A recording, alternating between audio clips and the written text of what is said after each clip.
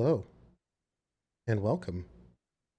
Welcome to the Old Ways Twitch live play of the Shadowrun 5th edition adventure drake.Revenge. I am Leko, and I have the pleasure of serving as game master for our cast of explosive characters, for whom introductions will follow, but not before we extend our deepest gratitudes to our listeners and viewers and subscribers and Patreon supporters, for whom this would be unlikely, or for without whom, or whom, lots of whom's. Anyway, starting with introductions to, in the upper right position. I always have to look when he's upper right position. I'm like, is that me? What if it's me? And then it's me, and it's always me, and I'm always ambushed. Hello, good morning, good evening, good afternoon, happy time zone. It's me, Bunny Hearted. I'm some sort of doofus time traveler from the 80s who's maybe stuck in the 90s as an anime villain. Don't worry about it. I don't know how to explain this stuff, but I'm a huge nerd. She and her, or they and them, are both great for me. I'm here playing Hollow Mercury, or a sort of facey thief who I guess has a slightly growing pile of scooples at this point. I love Shadowrun. I love all of you, and I'm stoked to be here. Yeah. Well, I don't know how you follow that up, but in the lower right position. I think that's me. Hello, I am Pesto Mystic, and I'm going to play Rusty tonight. It's Shadowrun. She's got a lot of allergies, and I'm excited to see where the story goes tonight. And I'm very happy to be here and to play with all these wonderful people. They are, in fact, wonderful people. I don't know that we'll get to a lot of story today. Right now, the story is boom. Speaking of And an booms, explosion is like a story you tell with your heart and a grenade. lower left position. Oh, send me. So I just want to let you know I am not in fact Rusty, which is what it says on Twitch at the moment. Oh, wait. Oops. Good to know. Thank Oh, you. you're swapperoni. Oh, But goodness. if I had to be anybody, I would definitely want to be Rusty, and maybe Pesto, and in real We life, do it 'cause, live. yeah, she's adorable. Okay, so hi, I'm Morgan. I play Cowboy. I'm a cast member with the Old Ways podcast. Our pronouns are she, her, and Cowboy is nothing but charm, beauty, and sexual prowess. And a gun. So I'm sure And chaps. these things are not And coincidental. chaps and a gun. When you said that, my dog coughed. And last but most certainly not least, in the upper left. I don't know how I'm going to be able to follow that, but I'll do my best. Hi, my name is Mike, and tonight I'll be playing Saint. Our pronouns are him, and I am the chief catalyst and chaos maker of the Old Ways. So I have these wonderful folks to play with, and I'm looking forward to playing a special game tonight called London Bridges Falls Down. Man, things have so far to fall, especially in skyscrapers. Which is where you found yourselves, under the guise of potential renters of office space in the Orion building of the Constellation Business Park, where you have learned that the Golden Scale Academy also maintains their library and place of tutelage. Which last we met, you've decided to venture to in order to acquire, and this would only happen in Shadowrun, the written true name of a dead dragon. Think that everybody's caught up? All right, great. Just Tuesday things. So we were a little divided when we left last time. There was one of you were otherwise indisposed, which could also be described as hiding in a bathroom. So I would like to look in on Rusty for the moment, as the building was rocked by what can only be described as an explosion. Now, some of you felt this much closer to you, maybe a floor down. But Rusty, on the ground floor, what you detect from within the stall is there's a low rumble throughout the entire building, and then the lights flicker. Everything rattles, and you hear the mirror across the like across from the sink, across from you. Kind of, you hear it spiderwebbing crack. I hate to do this live. Does anybody else hear that? Is that just me? Okay. I definitely heard that for a moment. Yeah, Do we know what that hissing is? high pitched. I wonder if Oh, is that me? Hey, Pastor, do you have a bunch of cicadas outside? Probably. Oh, is that what those are? Maybe. It could create that much ringing. Interesting. Okay. That's kind of funny. Welcome, We cicadas. could do the one by one mute our microphones and see if we still hear it. It's probably me, I'm sure. Let's see. Yep, they're gone. All right. We narrowed it down. Well, dang. But anyway, Rusty, you are in the previously described flickering and now somewhat alarming bathroom. All right, first off, I am not held up in there. All right, I was strategically, voluntarily placed there. Thank you very much. Okay, so Rusty's just gonna sort of peek out and look at the window, not the window, the mirror, and just like, okay, I could do this. I can do this.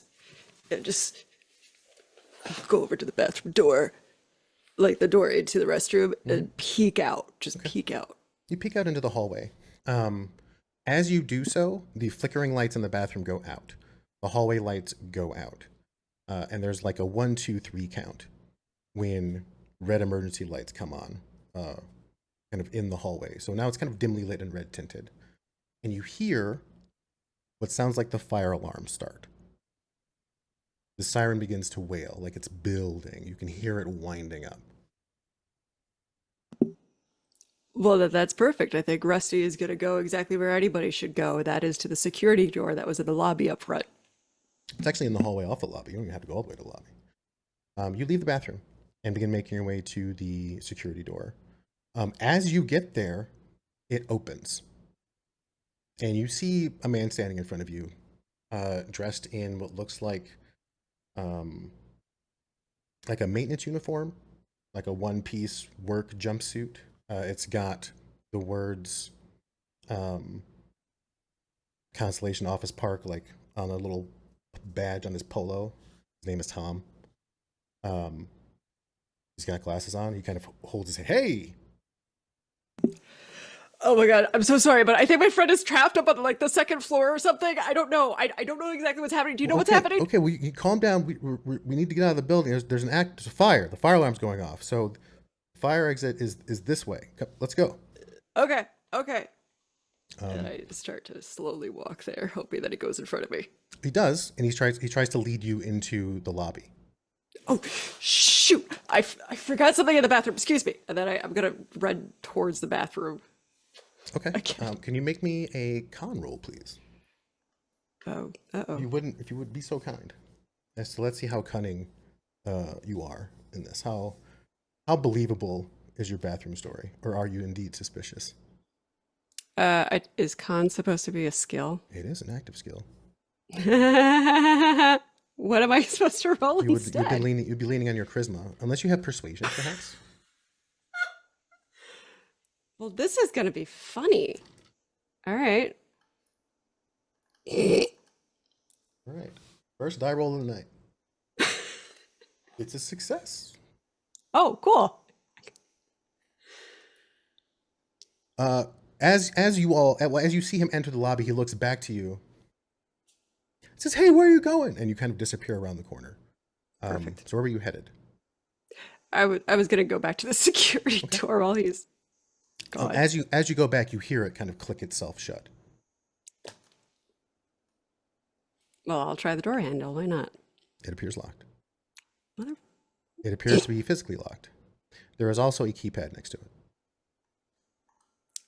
It looks like it would accept either a number or a key card of some kind. I know where the guard went, right? Yeah, in the lobby.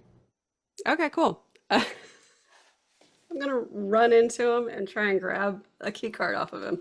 Okay, I'll leave you there for just a moment as you, Thank you. Begin to move in on your new mark. A few floors up, standing outside a recently explored accounting firm locker room, we find the cowboy in the hallway, waiting for the elevator. The elevator never comes, because the lights randomly go out, and the fire alarm starts.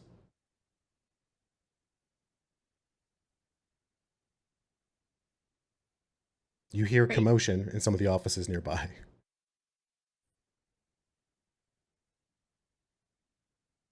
I ignore them and I head straight for the stairwell Okay. to head down to go find Rusty. Excellent. Why don't you give me a perception roll if you would mind, if you'd be so kind. You'll be at, well. Are you human? I'm You are elf. not human. You're an elf. Okay, so I your vision am. will not be impaired due to the light in this place. Your energy lights are enough for you. Got one. All right. You rush into the stairwell. Clearly, you're the first one in the stairwell. You make it down to the first floor exit, which kind of spits out into a door like right next to the lobby. As you poke your head out, you see people starting to shuffle their way from either a back office or maybe a side hallway. And as you look down the hallway where you were going to go look for Rusty in the bathroom, you see Rusty coming out almost in a predatory fashion. Rusty appears to be stalking someone. That guy. Who seems to be trying to usher people out front. Tell me something, Rusty. Do you have any skills that would assist you with relieving someone of their personal belongings without them noticing? Sneaking. Why don't you go ahead and roll sneak for me? This will be contested.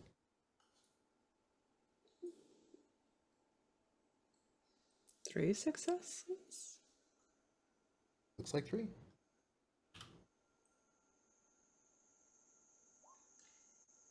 Okay. He appears oblivious to whatever Rusty is doing. Rusty, you ease up next to this fellow. You're not sure where his badge is.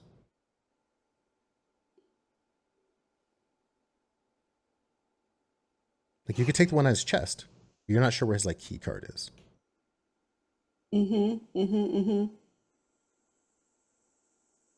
This got very awkward in Rusty's mind. Okay. I'm just gonna football player him. Okay. Just gonna ram him and then just feel up while ramming him to the ground. Excellent. In a So panic. this would essentially be a grapple. Give me an unarmed combat roll, if you would, as he is totally surprised. Okay. Oh, hey, I got one of those. Okay, you tackle this man to the ground. What is Rusty's strength? It is 5. Jeez.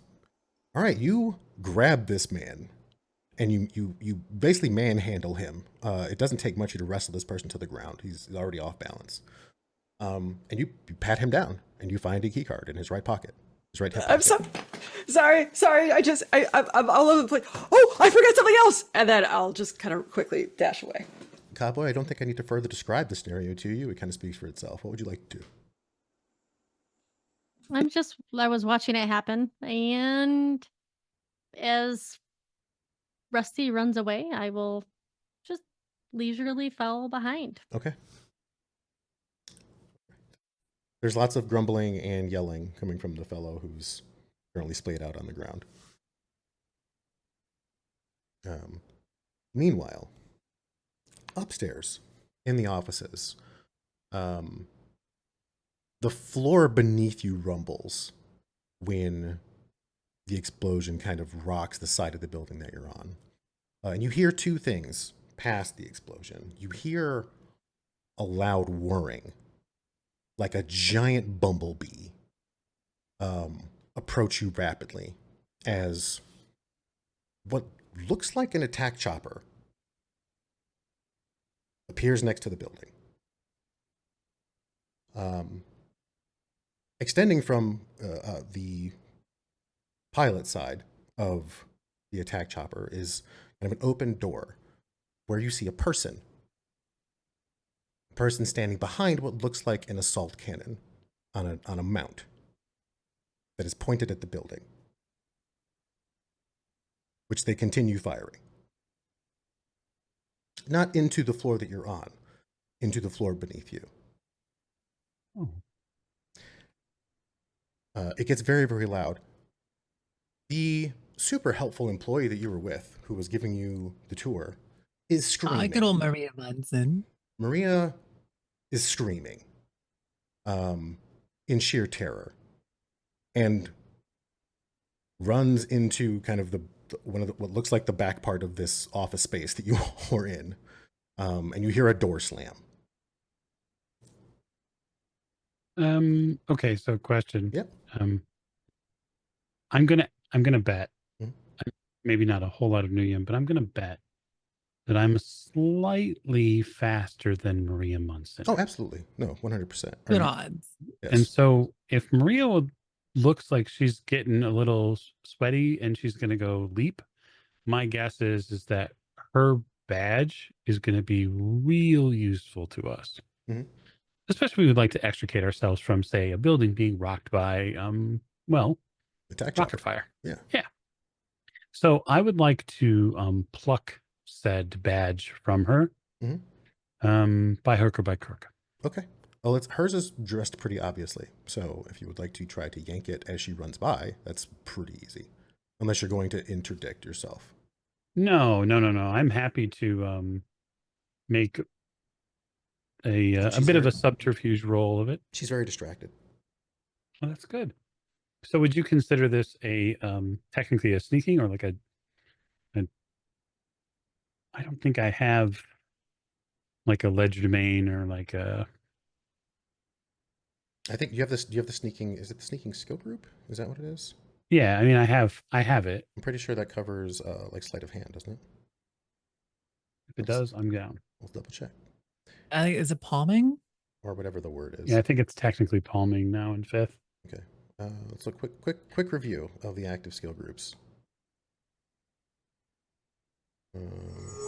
Hello. And thank Quick you. review of the active puppy groups. Yeah. Does anybody know what page are those skills on? There they are. Skill group, social skills, skill tips, blah. Pistols, sneaking, skill group stealth. Okay, so yeah, there you go. Let's have it. Dude, it doesn't have enough dice to compete with the penalty. You just kind of, like a matador, you give her a wide berth as you relieve her of something that you probably won't need. I must ask for style points if, as I twirl like a matador, if I can get eye to eye contact with Hollow Mercury and give just the slightest of smirks. You can. I'm assuming that Do so. Hollow Mercury is sounds not, good. in a similar state of panic.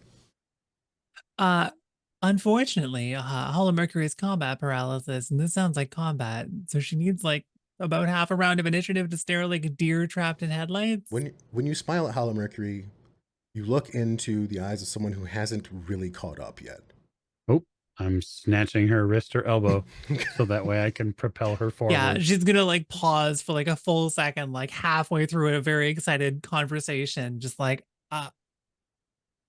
Right. And if you drag her, she'll sort of come to. Gotta go. You do hear the aforementioned Right. door slam. You're pretty sure it's the restroom or one of the restrooms in the office space. That makes sense. I'm going to go to that space where I located last session, where there might be, say, a hollow wall where we could potentially find a elevator. Sure. Would you like to observe in detail? I would like to observe in detail. I think that's a great idea. I would. So that is that. So we'll observe in detail. 3 successes. Okay. You begin kind of feeling around this what looks like a pillar, essentially, like almost like a standing column, but it's built into one of the corners of the building, so it's just a huge rectangular block. You begin kind of feeling around it, and you find a seam It's a very simple like push, like you depress it at the seam and it clicks outward, and like you see a door slide open, and you see an elevator door on the other side. Fabulous. I'm going to attempt to use my, if it requires card verification here at the outer side, I'm going to attempt to use that card to open the door. The pad is currently blinking red. Like the entire pad is blinking in time with the fire alarm that is happening right now. Oh, okay. So I sling the key card over my head and I let go of Hollow Mercury just for a second to try to pry open the elevator doors. Okay. Because of course they'll have shut elevators down during a fire alarm. So we'll come back to you as you begin your feat of strength. Meanwhile, Russ, you make your way to the security door. I will try the key and open it. All right. You slide the key card down the slot. It takes a moment and then turns green. It beeps and you hear the door click. Perfect. That way you catch up. Oh, perfect. I was about to say, I'm going to check my surroundings really quick. You're being stalked by a cowboy. I'll be right behind her. Ah. Are you okay? Yeah, are you okay? You tackled that guy like you needed to be in a... Did you play football? You hear more yelling from down the hall. Hey, where'd you go? Get back here. Yeah, I'm going to go right into the... Okay. I'm going to go into the security place. And then quickly shut the door behind. And then try and barricade it with possibly a chair or whatever is in there. You walk into the security office. And you consider barricading. And you find yourself a bit taken aback by what you see. You see a chair. A very comfortable kind of lounger. It's in like a bit of a cupping position, and it seems to provide both support and extended comfort. You see a fridge. You see like a food heating device, and you see monitors everywhere, and at every angle, and the views are moving. Like you can see the arcs of cameras. You can see active flying drones, and one of the screens catches your eye. That's really bright, and when you look at it, you watch as there's an explosion or repeated explosions as someone in a helicopter up above where you are, well above your floor, is shooting into the side of the building.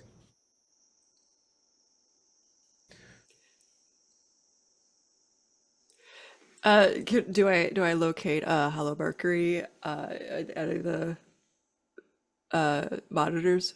You're having it's a lot of noise to take in.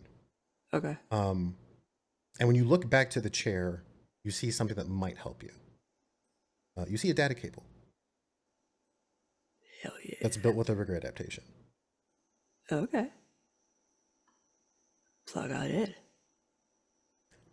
You slide into the chair. It kind of receives you. It does a bit of a chair fart. Perfect. That was the chair, cowboy. And then you jack in. Now, what do you have a rating 1 control rig, correct? Yeah, I mean, I'll say yes. Okay. So there's a lot to take in here. So you do have to divide your attention quite a bit. But you find yourself able to kind of blink your way around through these various views and these devices. As you find yourself looking for Hollow Mercury, you also find yourself able to parse feed histories as you're kind of watching them. So like when you look into an area, you can also look into like the recent past. And at some point you find Saint and Hollow Mercury moving around on, which floor was it? It's like 69. 69. 69th floor, The yeah. 69th on the 69th floor. Thank you for that one. Nice. Nice. On the 69th floor, where they enter an office pod with the person who was giving them a tour, Miss Munson. And that's where you lose them, basically. But that was a few minutes ago. Okay. You can still see the hallway, though There are alarms going on everywhere, and the alarms are very visceral for you. You're very aware of them. Um, it's like active buzzing in your ears and head, Yep. and you can kind of feel the switches for them.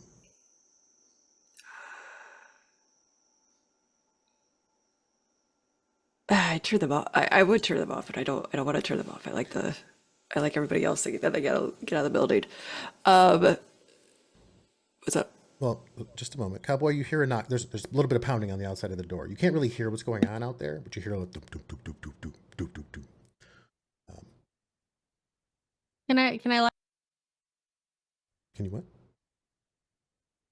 Oh, can I lock the door to the room? I mean, it's already locked. I mean, you're asking if there's like an extra physical lock beyond the physical lock that's there? No. Yeah. Yeah, there's not an extra lock. There's no like additional locks. Okay.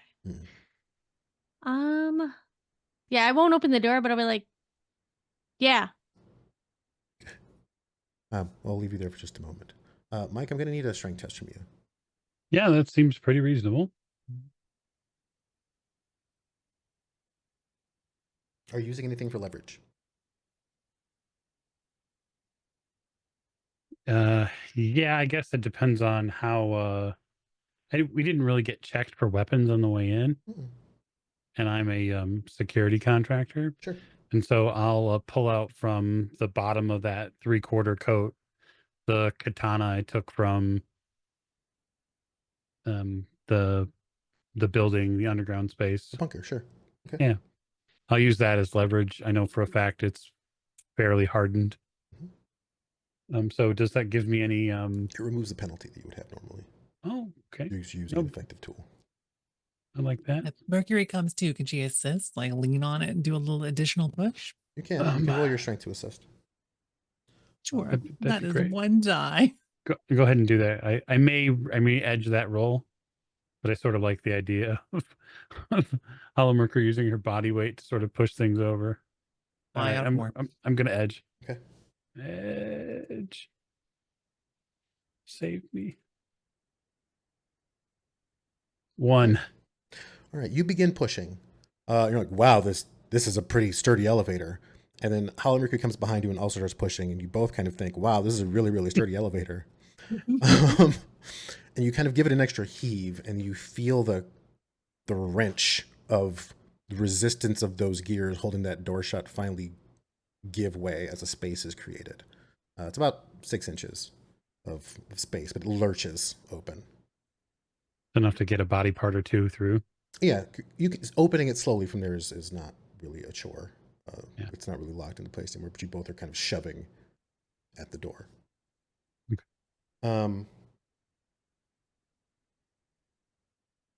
Cowboy, you say what was your response? Was it yes? Was it what you said? Yeah, basically, yeah. I didn't open the door, but I'm like, what do you want? Open up in there. You're not authorized to be in there. There's a fire. What do you know? You don't see my face. You stole my key card.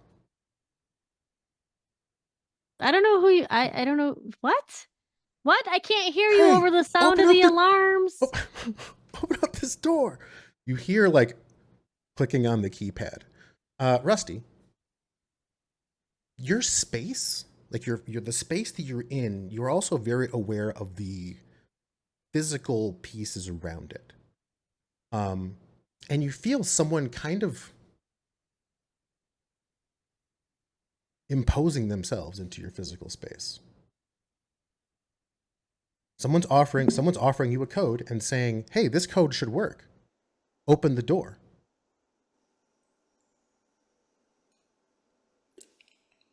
I'm just gonna kind of ignore that if you don't mind.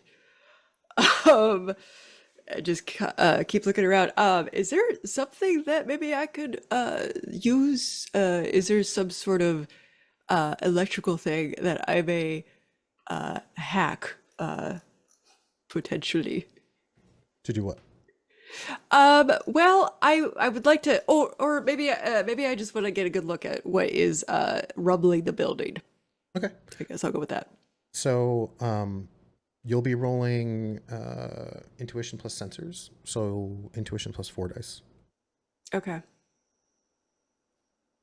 And you begin mobilizing drones and cameras.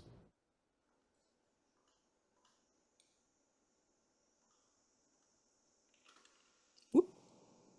Okay. There are a few aerial drones that have a few kind of proximity guidelines you just find yourself following, especially when dealing with things like helicopters and gunfire. But they do get close enough to give you a very good view of the chopper from both below and above.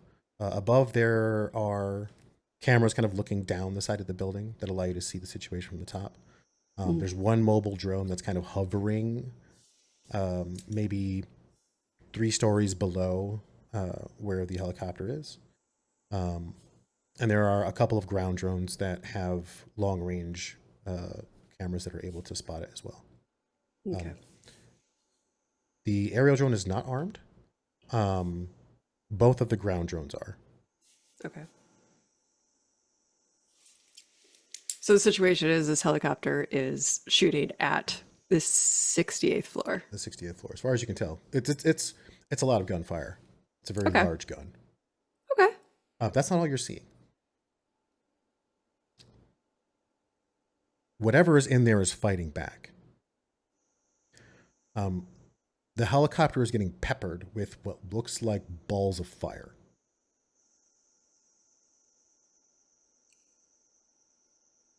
Like, Can I tell?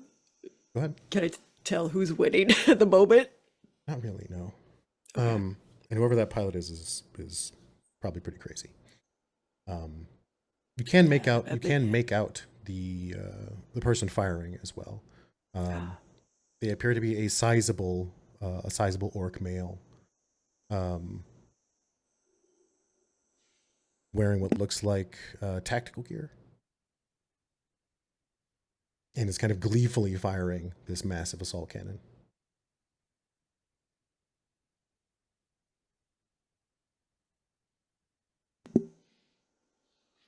I would have fun with that too.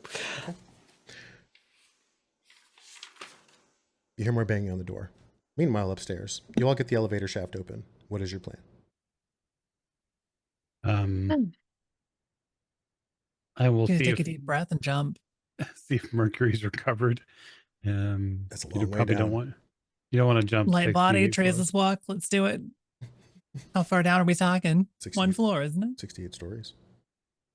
Oh, I don't want to go that far down. Let's slide down. So I'm And looking climb for down like a responsible person. I'm looking for a maintenance access there's a ladder. Hey, That hey, sounds there we better go. than jumping. All right, fine. Jumping's more fun. But yes, we can take a ladder. I'm gonna remember that you said that. Uh-oh. So yeah, who's going down first? I am. Okay. So I'm not going to require a roll to get on the ladder or to start climbing. But should anything occur that might cause some stability issues, I will let you all know. Good to know. It seems like a pretty sturdy building. No one would shoot it with rockets. No, never. Yeah, of course. So how far are you going? Are you trying to travel to the ground floor? No, Okay. no, we have a job to do. No, like the 68th floor. So you're going Yeah. 1 floor down. Okay. You bet. You begin moving to the 68th floor. Hey, Rusty, why don't you give me a perception roll? Intuition plus sensors, please. Oh boy.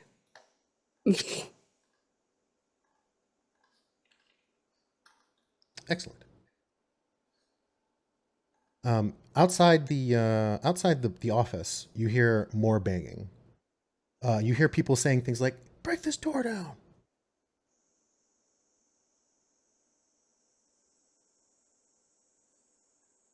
We got trespasser. They're taking the building. We're getting shot at. Get the hell out of here. We're under siege. How many people outside the door? Or I'm not really sure. A few. But it was saying we need to leave. They need to leave the building because we're getting shot at or something like that. Mm-hmm. You're a lot of people out there, though. Maybe 3 or 4.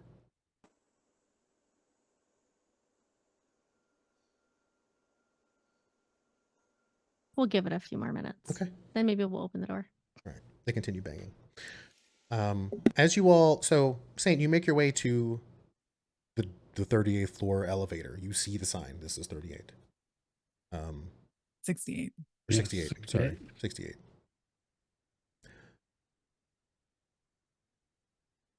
Okay. My plan would be to attempt to do the same thing that I did above, which is to force open the door. Okay. If you would give me a strength test, please.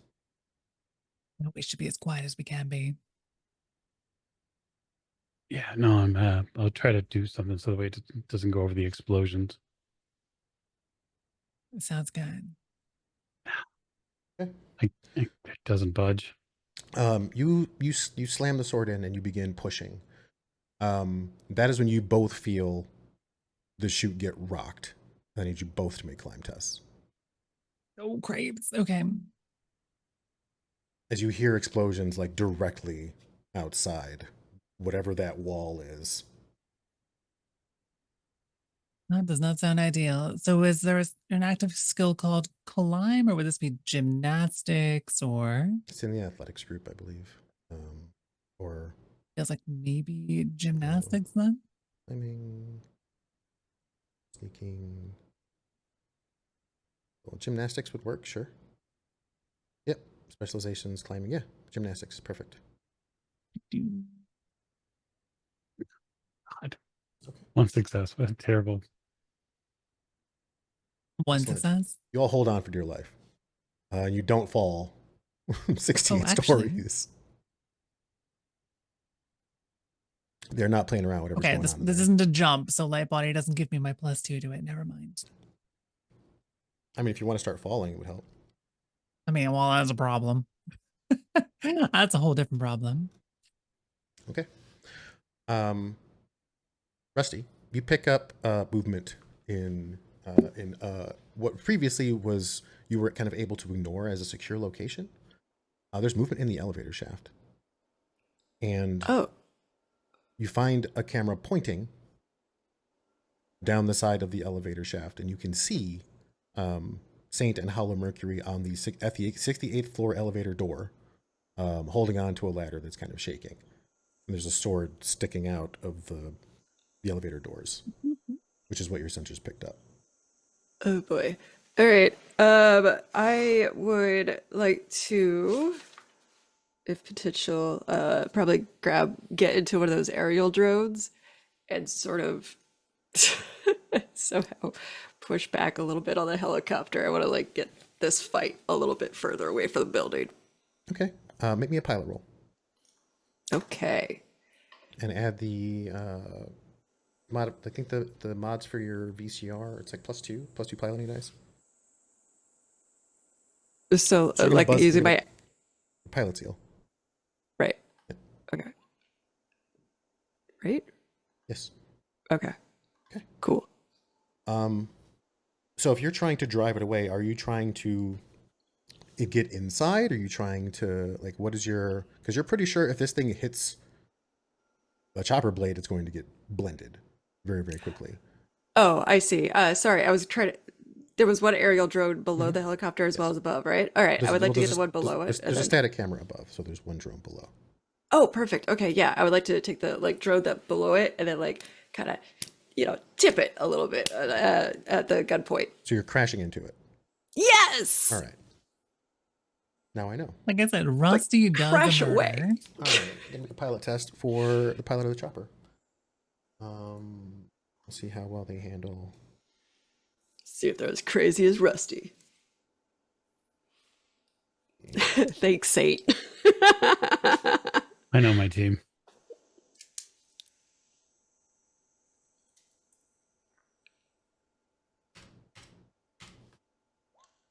Oh, that's lots. Okay. So if he loses the reaction test, so now it results in a crash. That drone is not very large. The thing is armored, but there's going to be a cost here. Mm-hmm. Say the vehicle itself. All right, body versus armor. So go ahead and roll me 15 dice, would you? What type of dice? 2d6s. This is for the crash test. So it's your Gotcha. successes plus the body of the vehicle. This is the force it's exerting. Oh, sorry. That's not it. Hmm. And the It's That just chopper. kind of plooped out. I like that you rolled 1 die and you got a 1 on it. It reflects everything. All right, say that again slowly. So you said 15 d6s? Yes. Okay. Plus. It's just the same roll, right? So you're rolling 15. Oh, stop that. Stop it. Okay. All right. I got this. Don't worry. You can type like /roll 15d6, I think. Yeah. Okay. I don't know if that was 15. Shazbot. Has anybody seen the result for the roll? I did not. I think it's a pilot aircraft check. Oh, is that what that roll is? Oh, 16 yeah. dice? Nope. So All I right. put it in our Zoom chat, which should work. Thank you so much. No worries. You're welcome. Thank you. Copy, copy, copy. Pasty, pasty, paste. Bam. That looks right. Wow. Thank you. Oh my gosh. Oh gosh, that roll. Two successes. Okay.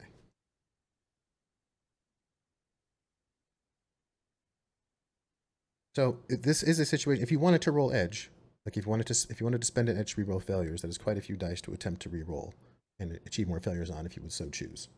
Yeah, why not? I don't know how much edge you have. I don't have your character sheet open right now, but I'm happy to watch you spend it. Okay. I believe I have 2. Oh my gosh. Where is it? I have my character sheet open. I was looking right at it. Oh, it's at the yes. Oh, okay. I've got 5, There you go. apparently. Perfect. Feel free to spend some edge. So reroll 13 of those dice. Okay. Thank you. 1, 2, 3, 4, 5 more. So 7 total. That's a bit better. Just a bit better. All right, so we will roll body plus armor for the vehicle.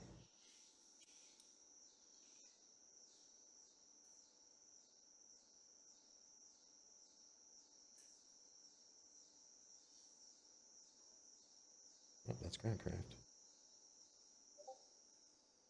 There we go. It will be 16 plus 16 is 32.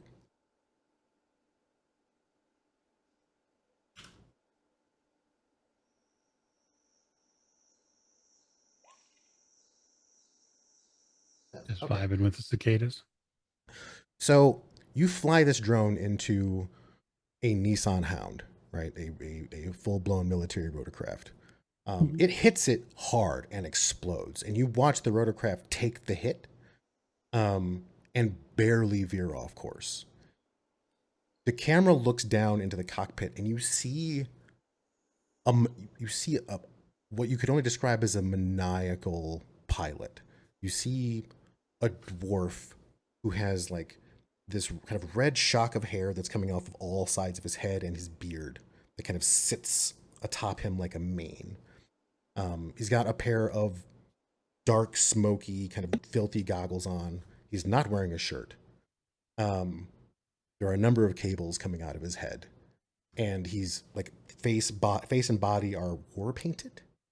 And he's screaming and laughing as all this is happening.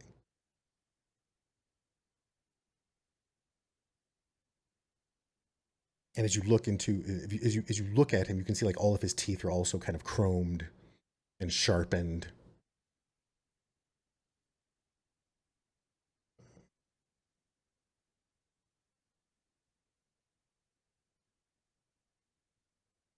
So that you are aware, as of right now, you are in the security spider seat of this building. So you have control over both security, surveillance, and ultimately facilities. So if you did want to open the door, you could do so. The elevator door that they're trying to open. Yeah, I am totally open to opening. Just letting you know in case you were not aware that is something that you could do. Those are actions. Like you can lock doors, unlock doors, turn on and off alarms, create alarms.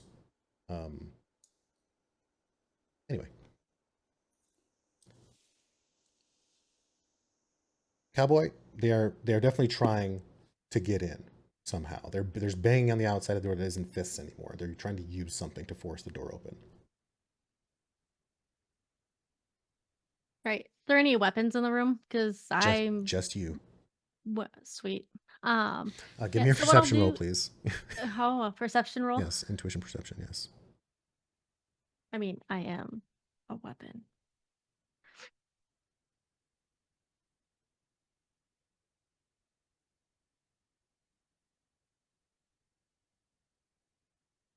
Yeah, 2. You think to yourself, this security officer, there's got to be weapons in here. And you look to your left, you don't see any. You look to your right, you see a locker. And sitting against the wall of the interior wall of that locker on the far side, you see two things. They're both shotguns. Kind of lines of shell down the stock.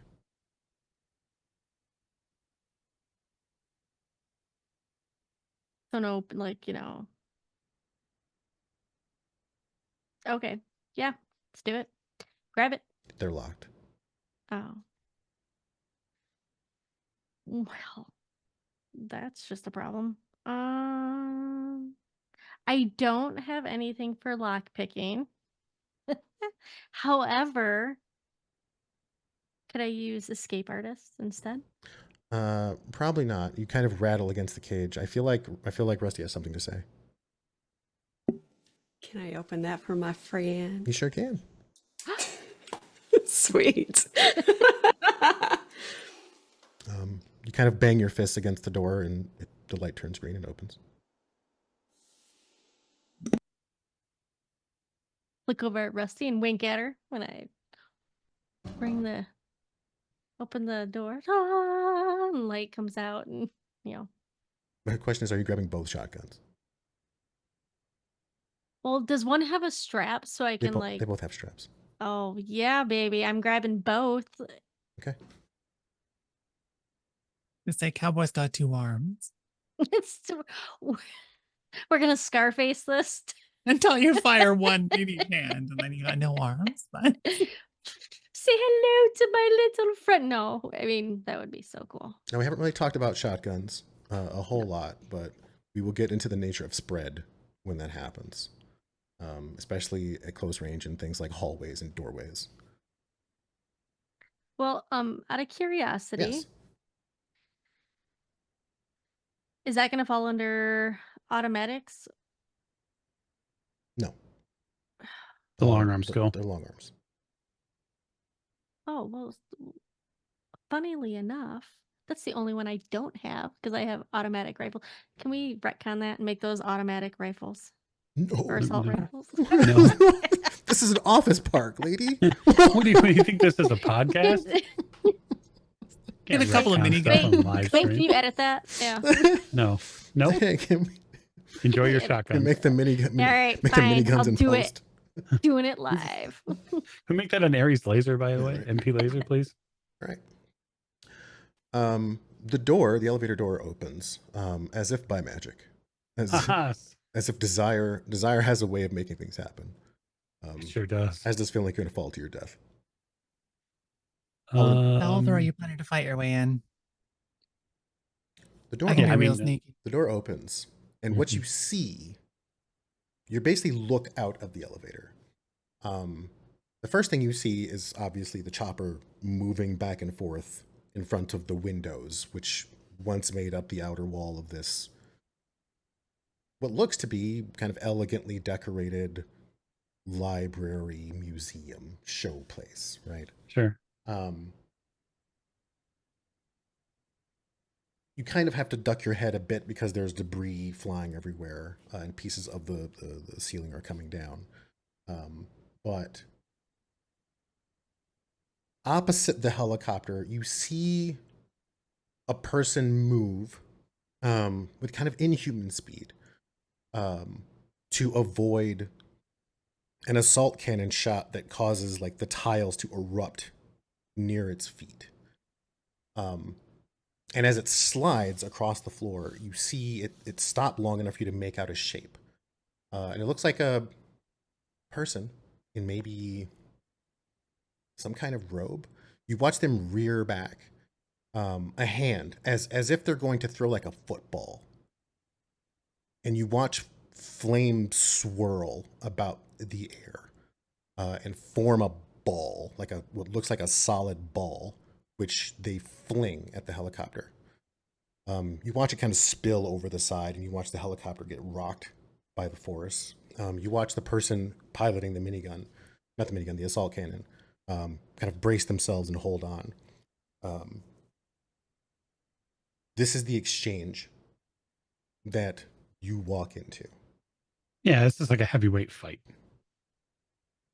I'm imagining two heads like near the lower part of the elevator in more of an anime style peek around the corner, which Hollow Mercury and I are doing, just to assess the situation. And I guess what I'm looking for is if I was going to hide the true name of a dead ass dragon, where would I hide it at? We believe it to be in a book, so it's got to be a thick ass book. Okay. Well, there are definitely books on the shelves that you can see here. There are a lot of books and a lot of shelves. A lot of the what look like might have been centerpieces in the area, like you see statuary that was here. Pieces of not many things are left standing. There were a couple columns in here that are ripped to hell.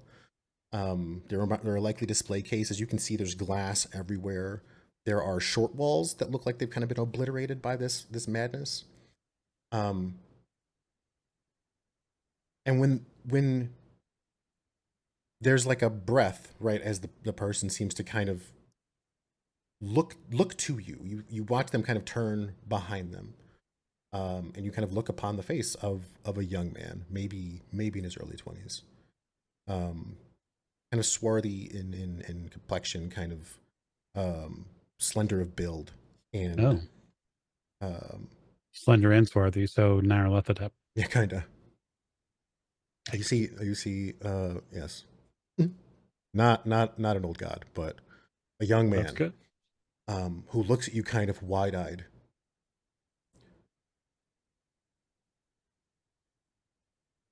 Are you here to kill me or help? He just screams at you from across the room. I'm not here to kill you. Well, fucking help! There's another explosion. You all are basically kind of forced. I can't. Can you help? You're forced. If you help, I can go take a look for the thing. You're forced to either move into the room, or you have to deal with the elevator shaft because it continues to kind of rock. Okay. Go look for the thing. Find the thing. I'm going to help. Happy to hop into the room that's exploding. It's fine. Okay. Don't worry about it. She will say she hops into the room. Your combat paralysis has passed. Now you're just dealing with actual paralysis. Yeah, the regular one. Yeah. Yes, and here comes the initiative roll. One moment before we get to the initiative roll. When the door opens to the elevator shaft, the camera spills out its view into the room. Rusty, you see the same thing from basically the same angle that they were, kind of over their shoulder into the room. Are you doing anything as you're watching this unfold?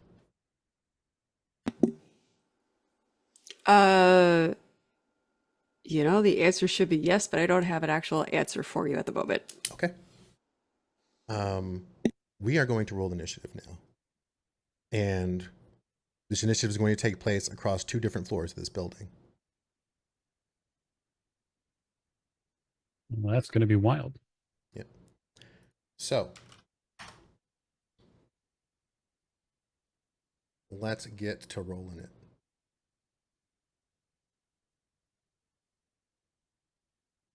Whoa. I think 14 is the maximum Mercury could have possibly rolled, and she nailed it. Like 120, sadly not 21. Synced is on 20, you said? Wild initiative rolls. You and your combat capable characters. Yep. Did Rusty get a 12 with a 1?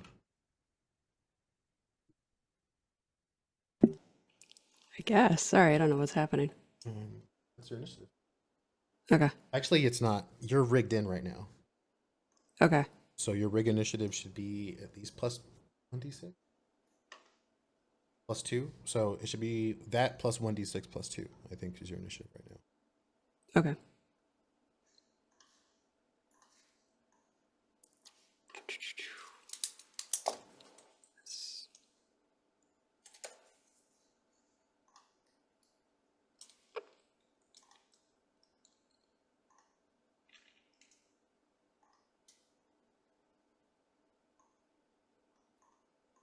Wait, what? No, just roll one extra d6 and then add 2 to it. Okay.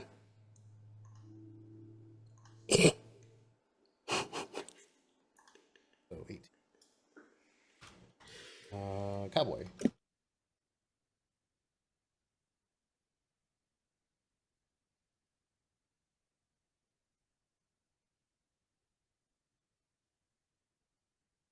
Perfect.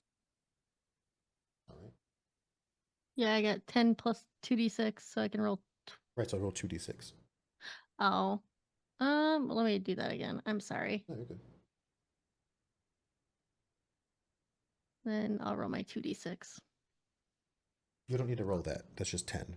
That's just your base initiative. Not just the number 10. Yeah. Oh, Yes. someday I'll just keep it Just in keep my you on your OneNote. toes. We'll do it one more time. There we go. I get 8. That's So 10 plus 2d6 plus what? no, it's 10 plus 2d6. Okay, so 18. Yeah, so 18. 18. Cool. So we're going to roll for the chopper.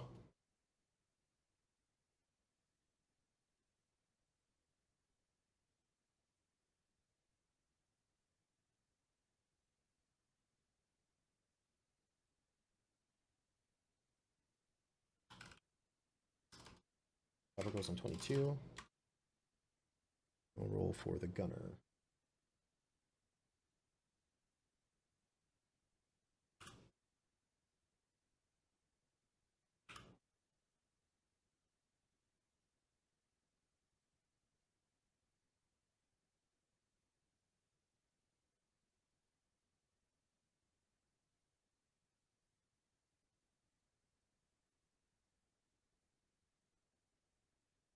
Gunner will go on 27. All right. Oh, I have to roll for the.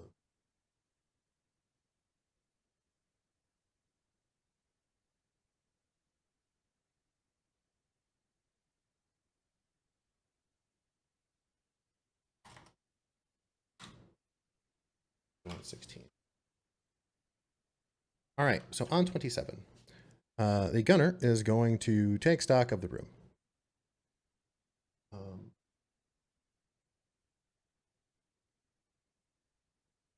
Let's see how perceptive.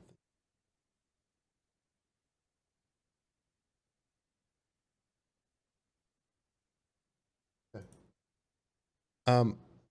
Saying as you find yourself approaching the situation, the gunner seems to take a beat as additional movement happens in the room, right?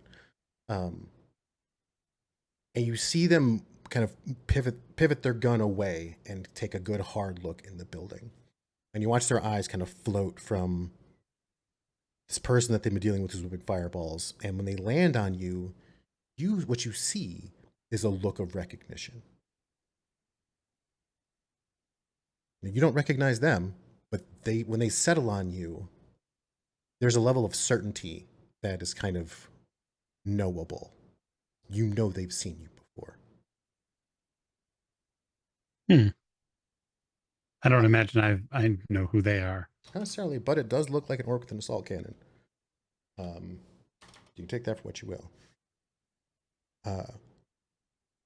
It becomes more unsettling when you see him begin open mouthed laughing. And then he fires into the room. Sure.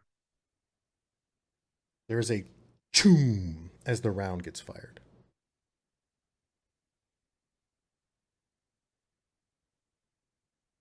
This will not be fun at all.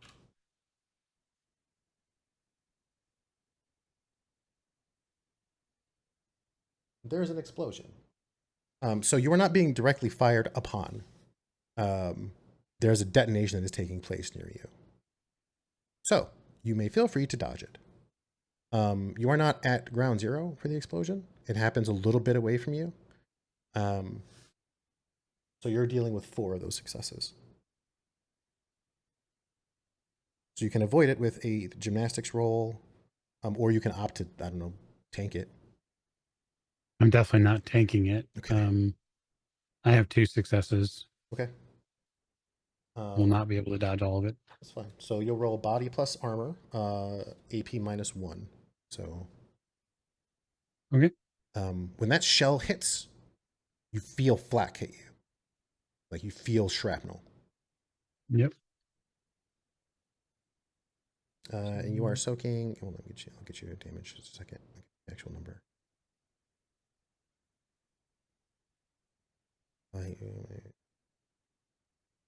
This would be 7, but it's 5. I have 6 successes. Okay. You roll with the blast. It rocks you, and then the momentum carries you a bit.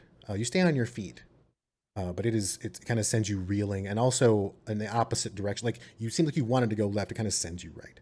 And it definitely separates you from the other person in the room who has to move left to get away from the blast. So you all basically take up opposite sides of the room, looking at the helicopter. That is Okay. kind of center in the float in outside the window, right? Like imagine a big bay window. There's a helicopter out there. Fabulous. Yeah. This is your true lies moment.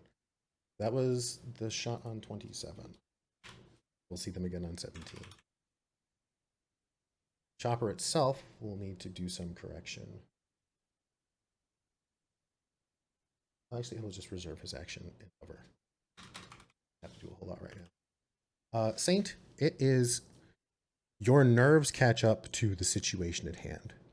Your perception narrows as kind of slide away from that blast, and you feel all of your systems and your heart and your lungs firing in tandem. Okay. So I'm gonna move at least for part of the action to try to find a better position to put myself maybe a little bit. I mean, cover is probably unlikely given that there's a big bay window, right? Mm-hmm. There are some half cover in here. So there are some kind of exploded, what looks like display cases, half bookshelves. It's you're not in a kill room, right? Like it's not like an open box. Imagine if we borrowed a scene from the Matrix when the chopper's outside the window and he's doing the thing. It's like that, except there's more debris. There's a lot more debris in the room. There's broken pedestals where once statues were. There's like half of a bronze dragon there. Like its lower legs are still there. Top half has been blown off. So there's some half cover. I'll seek half cover, and then I will bring up the ugliest thing that I have, and that's the HK 227. Perfect. And what will you do with it? I'm going to fire a burst into the gunner. Okay. That's plan number 1. We'll see how that goes.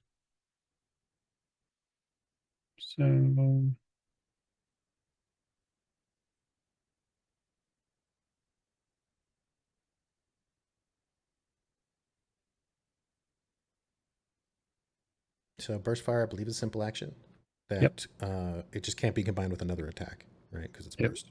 Yeah, it won't be. Yeah. But you could fire at multiple targets, though. That's the advantage, right? Yeah. Yep. 3 successes. All right.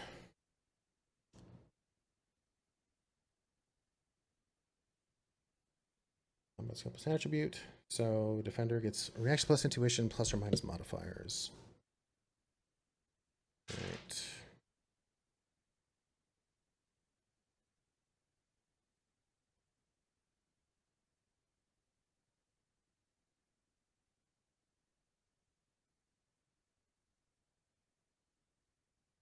Oh. It takes a bullet. There's definitely a bullet happening. What is the damage? What is the damage of that weapon? Let's hear about it. I mean, at burst, it's not terrible, right? So it's +2 for burst, or is it +3? We'll check burst fire real quick. Fire modes. I can't remember. 180. Here we go. Regular burst fire, defense modifier -2, number of round use 3.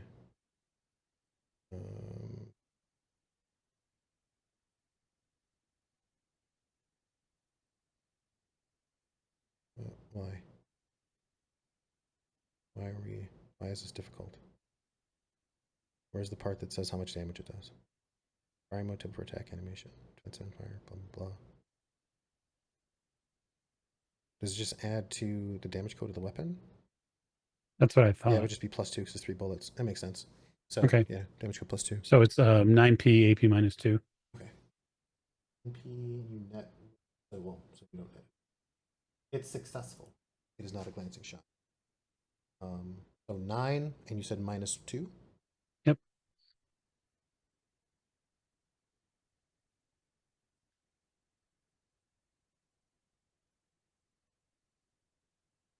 All right. That bullet definitely lands. Like you watch him take the hit, and he holds on to the gun. 2 of the rounds kind of seem to bounce around inside the cabin, but one of them definitely hits him like square in the shoulder. His laugh turns into a roar. Yeah, I bet. So I can burst twice, yeah? You cannot line it up with another attack, I will wait. but it's a simple action, so you have another simple at your disposal if you want to do something else. Okay. Yes, I would like to reach forward on the HK, and I would like to lock in the mini grenade. Okay. You have a smart link, right? I sure do. It's a free action. Might I recommend taking cover after your shot? Oh, sure. Yeah, that sounds fantastic idea. That's simple action. There you go. You get down. Get busy. All right. We'll see the Saint again on 10. On 18s, we have Rusty and Cowboy. Which one of you has the higher reaction or would like to go first? I'm totally down to try and go first. Let's hear it. Cool. I would like to take over a skimmer. That has a gun, right? That's one of the ground drones. Skimmers are rotor drones, I believe. Like they're flying. Sorry. Skimmer. Wait, bring skimmer. Utility. Those micro skimmer, yeah. Micro skimmer is a small drone. Okay. Oh, wait, Shoot. we're looking at 2050. Why am I looking at the 2025 book? I need to stop doing that. You're listing, just a second, Ricker Gear Vehicles, drones. So, of the drones that are here, there are surveillance drones, spotter drones, hunter drones. Ooh, that's so the one. here, there are, you flew the one spotter drone that you had into the chopper. There are 2 hunter drones on the ground. Okay. And they are armed. Perfect. I want one of those. Okay. And I want to shoot at the helicopter. Okay. Now you are aware that this drone is equipped with anti-personnel weapons. These are for crowd control. They're not necessarily for vehicular engagement. Mm-hmm. So you're, I guess you're relatively certain go that the outer hull of that helicopter is going to bounce normal ammunition in a lot of ways. Okay. But the dude firing the gun warmed. That is a soft target, yes. Oh, perfect. Okay, yeah. Let's go with the squishy. At this range, there's a bit of a penalty. Okay. But not much. So you're going to be at -3 for the shot. Okay. Now, this is covered under gunnery because you are firing from a drone. Okay. Because you're remote firing. So. All right. Can I just roll gunnery from my roll 20 thing, and then we'll manually -3 from that? Sure. Okay. It is a semi-automatic round. You fire a shot using the drone. It's not the most practical shot. It's got some distance to cover. You're making this shot at about 60 stories. It's like 500 feet, something like that. Am I way off? 60 Well, you got to stories. figure roughly modern commercial buildings are about 12 foot, Sure. 12 to 14 feet per story, depending upon the constructible. Anywhere from 5 to 550 feet. If we set it in meters, I would need to do that calculation. My brain doesn't work that way because I'm a filthy American. I mean, proud American, proud Imperial. So the first shot goes wide. Would you like to take a second one? Sure. Go for it.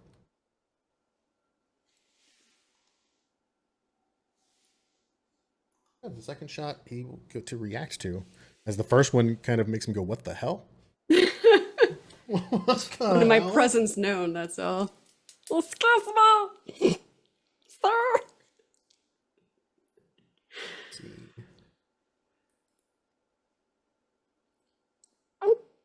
And he will take another round. This round does. Where's that whip? Firearms.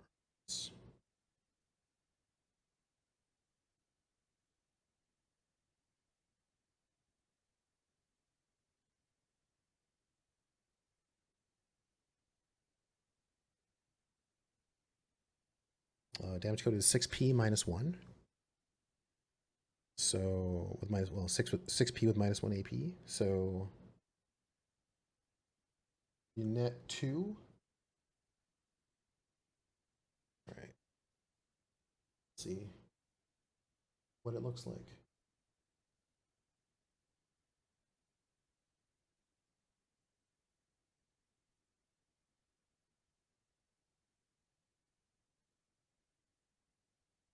The shot hearing is true. You watch kind of over your shoulder around the cover as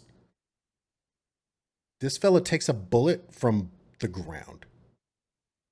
You watch because the reaction is because it goes through his forearm, and you watch him like pull his arm back from the gun and freak out as a couple of rounds whiz by him. That is on 18. We'll see Rusty again on 8. Cowboy.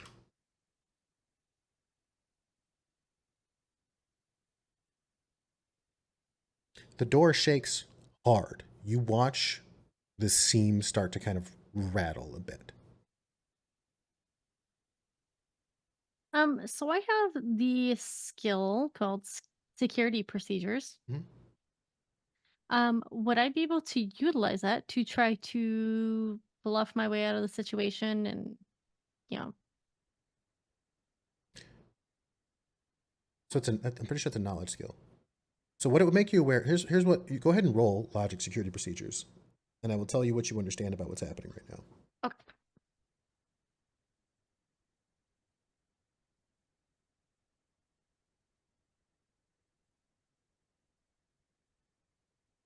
Yeah, 2. Okay.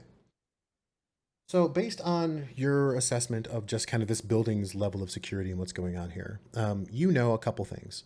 You know that this building is also like the corporate HQ of the office park, which means that they're going to be, as far as security goes, whoever their parent company is, whoever owns this place, has a lot to lose. So if a situation were to occur in which during an emergency or even some sort of feigned emergency, a group of ne'er-do-wells, like let's say Shadowrunner types, decide to commandeer the security office and basically the home of the network spider, they would see it as a massive breach, a huge corporate liability, and whoever the parent company is, if it's any sort of mega corporate entity, is likely going to pursue things like jail time, because since you're not on like you're on Yuka's property right now, right? Like you're not in a mega corporate enclave. You're not on sovereign territory. If you have a sin, you have some rights right now. You have some assumed rights when it comes to processing. But make no mistake, with what's happened so far, the assault in the lobby, the stealing of the card and the entering of the office. Talking your way out of this is probably, unless you have ways to compel people magically, it's going to be very, very tricky for you. Or you could try to throw money at the problem. But what you hear on the other side of that door is escalation. The situation has escalated. You also understand that the shotgun that you're holding has two types of rounds. It can fire what look like shells or like stun rounds. So it's up to you as you choose how you choose to load it. You have both rounds available there on the stock. But yeah, you're relatively certain that talking out of this is kind of a foregone conclusion. Will anything I shoot go through the door using the shotguns I have? Can you shoot through the door? It probably wouldn't be a good idea. The door's pretty sturdy. It sounds like they're using tools to get the thing open. All right. So I guess I'll load it up with some stun rounds and try to shoot through the door. Okay. Go ahead and make me a. You said you do not have long arms, right? I do not. All right. So this will be agility -2.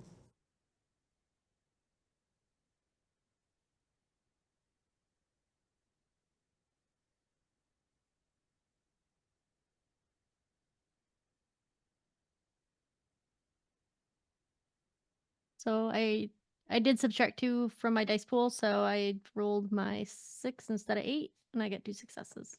Okay. So weapon does.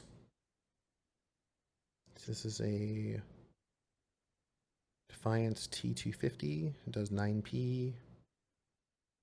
AP +5. So doors go.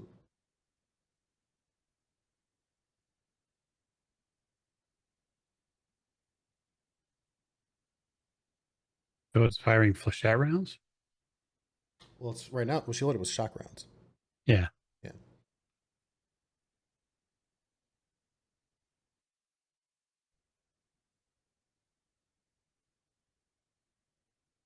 $9p.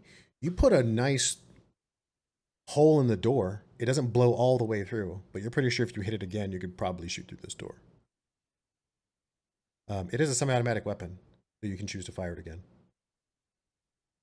And I will do that. Okay.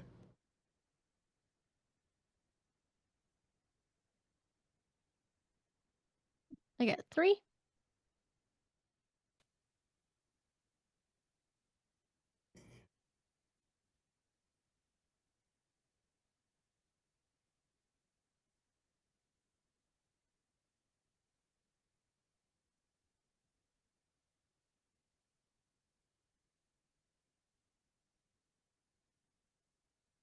$9, you net 12.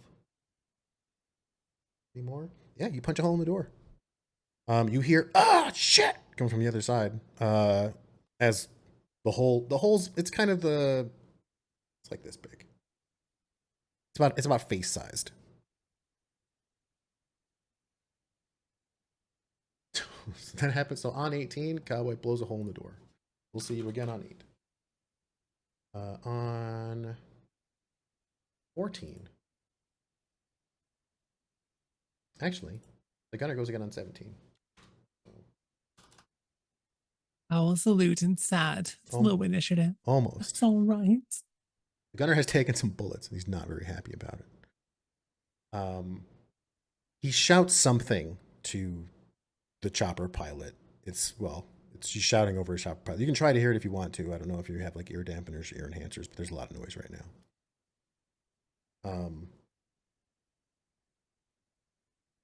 But it seems to start affecting the way that they're maneuvering, and you watch the chopper pull away from the building a bit. And as it begins to move, you see him point down. You also see this, Rusty. through the lenses of the cameras of the vehicles that you still have access to. As he points an assault cannon at the hunter drone on the ground. Can, as a bonus action, the hunter drone just wave? It does its best. It does have a firearm out. Oh.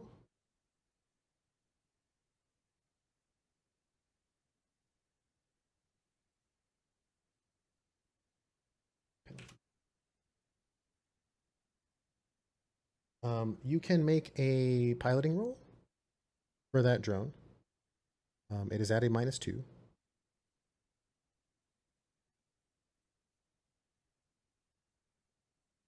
It will definitely get hit. So I need you to roll body plus armor for the hunter drone, which is 3 plus 6 minus 2. 7? Okay. 7 dice. Gotcha.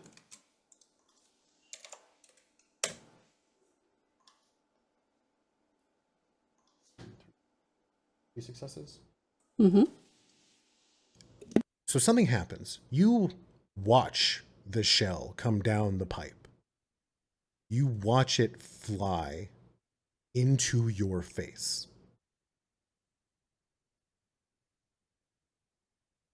You feel the impact. And then the drone flatlines.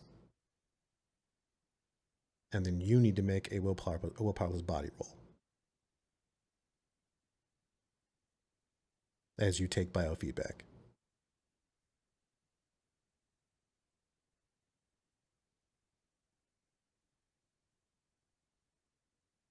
Success, No right? success. Take 3 boxes of stun damage. Done. You feel a pounding in your head.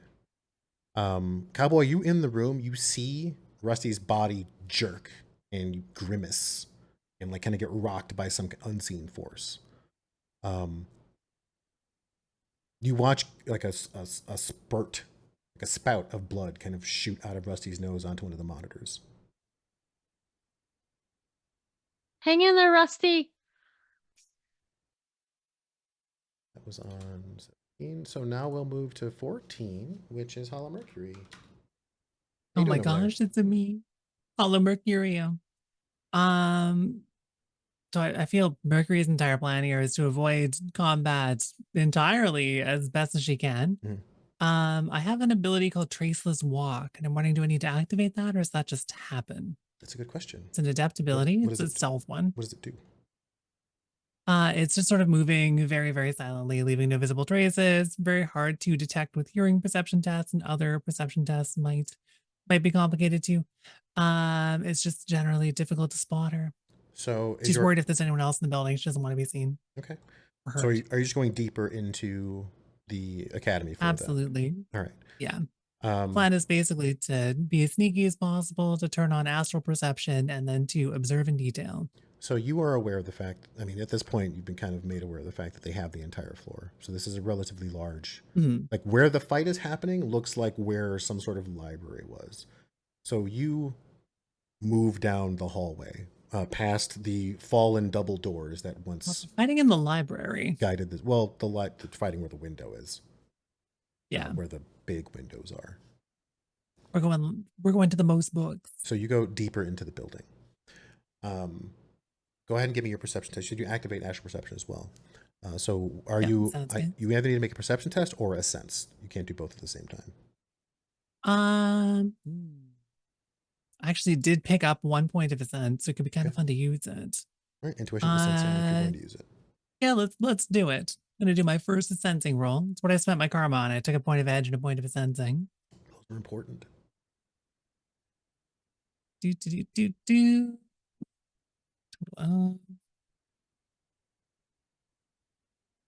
Yeah, she feels it's probably secured in some way that involves magic nonsense. So I have a total of 3. As you start walking down the first hallway, you start passing some art that catches your eye.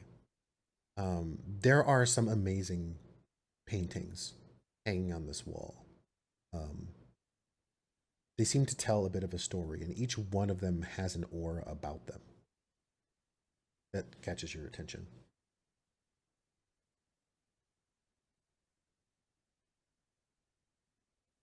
Well, let's see what kind of story they tell. Yeah, no worries. Don't die of exploding cough disease. I'll be very personally offended. Sorry, I was will able to write mute you it an for the angry stream. letter. I wasn't able to mute it for Zoom, so I apologize. Oh, I don't have like. Oh, it didn't come through in Zoom at all. We're good. Sorry about that. I had a. Yeah. Anyway, whew. What was I saying? Where I was assaulted by my throat. Cool aura paintings. Oh that yes, tell a paintings. story Yes, that caught Hollow Mercury's attention. they seem to tell a bit of a story. And each one of them seems to have some sort of lingering aura about it. They seem to watch you as you move down the hall. You watch the eyes of these kind of dragons in the paintings move with you. Like they look at you looking at them. Just gonna give them an awkward wave. They don't seem Not here to respond. hurt anyone or take anything other than a name. You find yourself at a crossroads. You see a hallway that goes left toward what looks like a common area, and a hallway that goes right toward a pair of very ornate double doors. I mean, that seems promising. We're going to the giant, shiny double doors. Okay. There are very elaborate carvings of dragons in the wood of this door. They're not painted as much as they are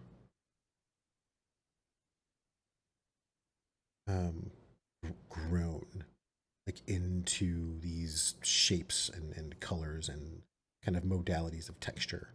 Like it's not carved wood, it's almost as if the wood of the tree were grown to appear the way that it looks as engraved. And there are two rather huge kind of iron handles on either side, like one long one on one door, one long one on the other door. Right, okay. And you are still perceiving. The doors are alive, like pulsing with life. It's almost like being in a grove of trees is how you feel. Like immediately, you can just see the door is teeming with life. It's moving almost. There's like a flow to it. And the handles don't look like iron. They look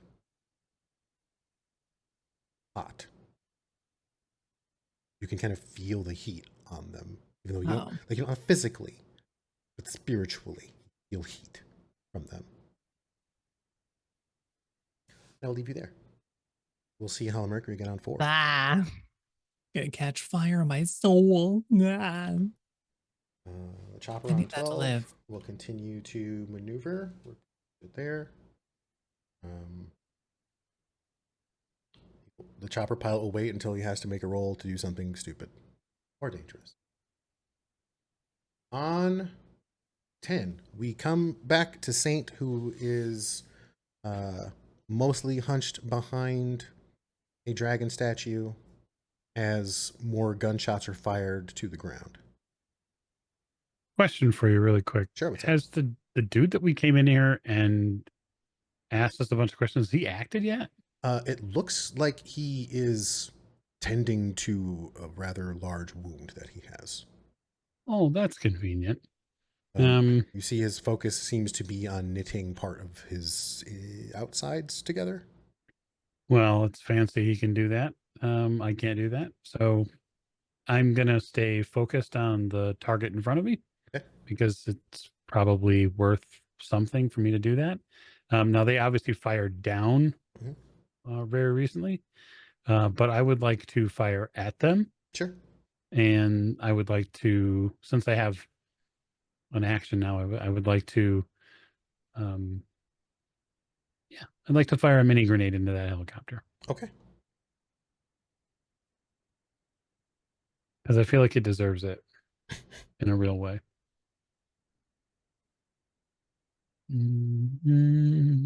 Okay, so I am going to spend edge before my roll. And so I will add my edge to my pool.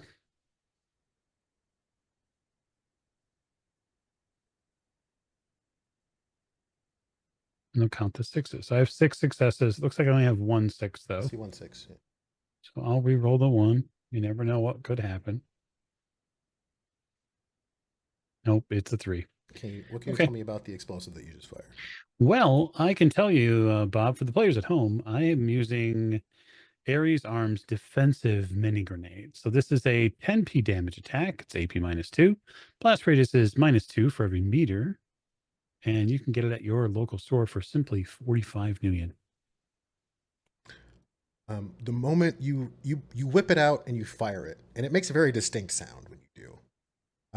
When it does, like when you shoot it, there's less than like an eyelash of a pause before you hear him, you see him mouth the words "grenade" as it crosses the distance. You got how many successes? 7? You got 6. 6. Okay. So he can make a gymnastics roll. Pilot can't. Please make a gymnastic roll 60 stories up, please. We'll do that. Yeah, no, that pilot can't make a gymnastics roll. All right. So here's what happens initially. The mini grenade lands in the helicopter and impacts the far wall. It explodes, and you watch the interior bloom. The pilot doesn't really seem to be reacting any more than he's already reacting.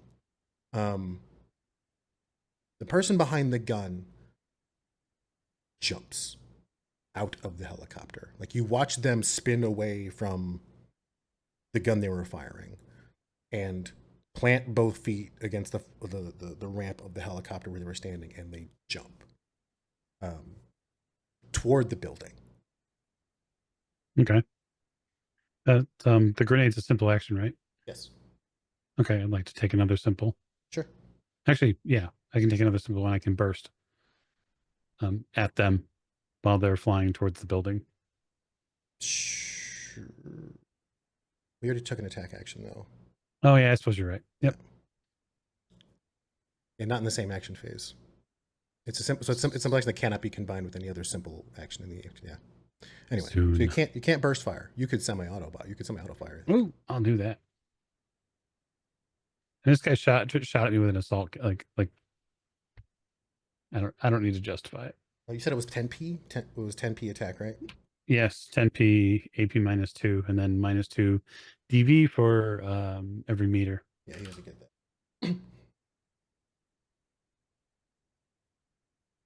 All right, 3 successes on my semi-auto shock. We always get to dodge.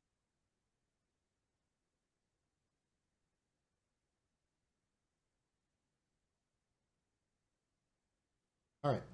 So the blast carries him much of the distance. When he hits the floor of the library, his back is smoking. There's like a smoking crater in the back of his armor. The gunshot grazes him, but just kind of glances off. This is all happening in split second timing, Wang. Right. But when he hits, you watch the landing go horribly. There's kind of not a tuck and roll as much as a roll and try to stop. Now the pilot. Let's see how the chopper does first. Let's go to the videotape.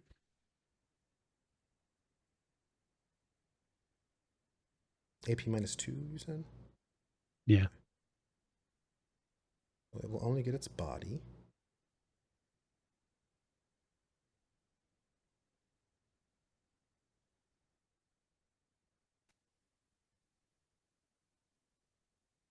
Okay, cool. Let's roll the vehicles. Vehicles?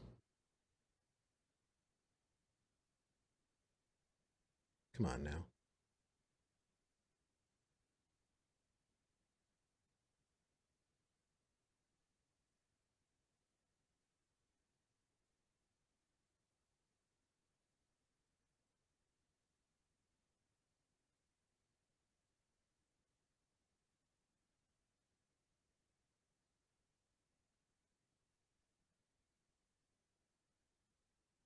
All right.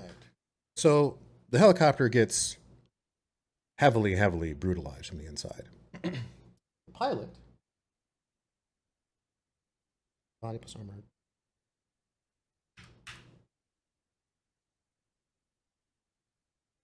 It's not wearing armor.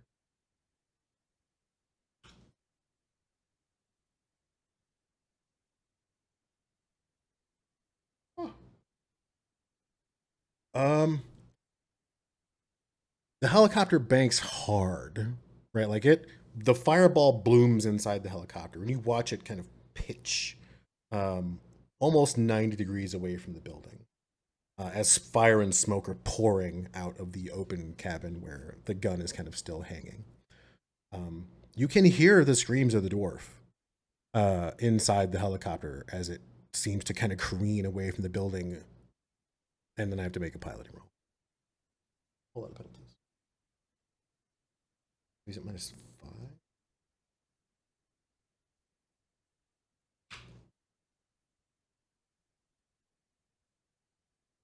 So I think we're going to be on the 5 o'clock news. Well, you failed his pilot roll, but we'll get to that. Oh, no. Oh, no. We'll get to that. That's on 10. We'll see Saint again on 0. On 8s, we have Cowboy and Rusty.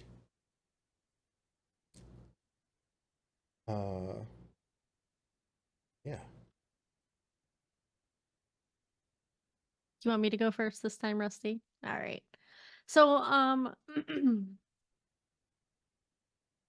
good sir, I'm ambidextrous. Okay.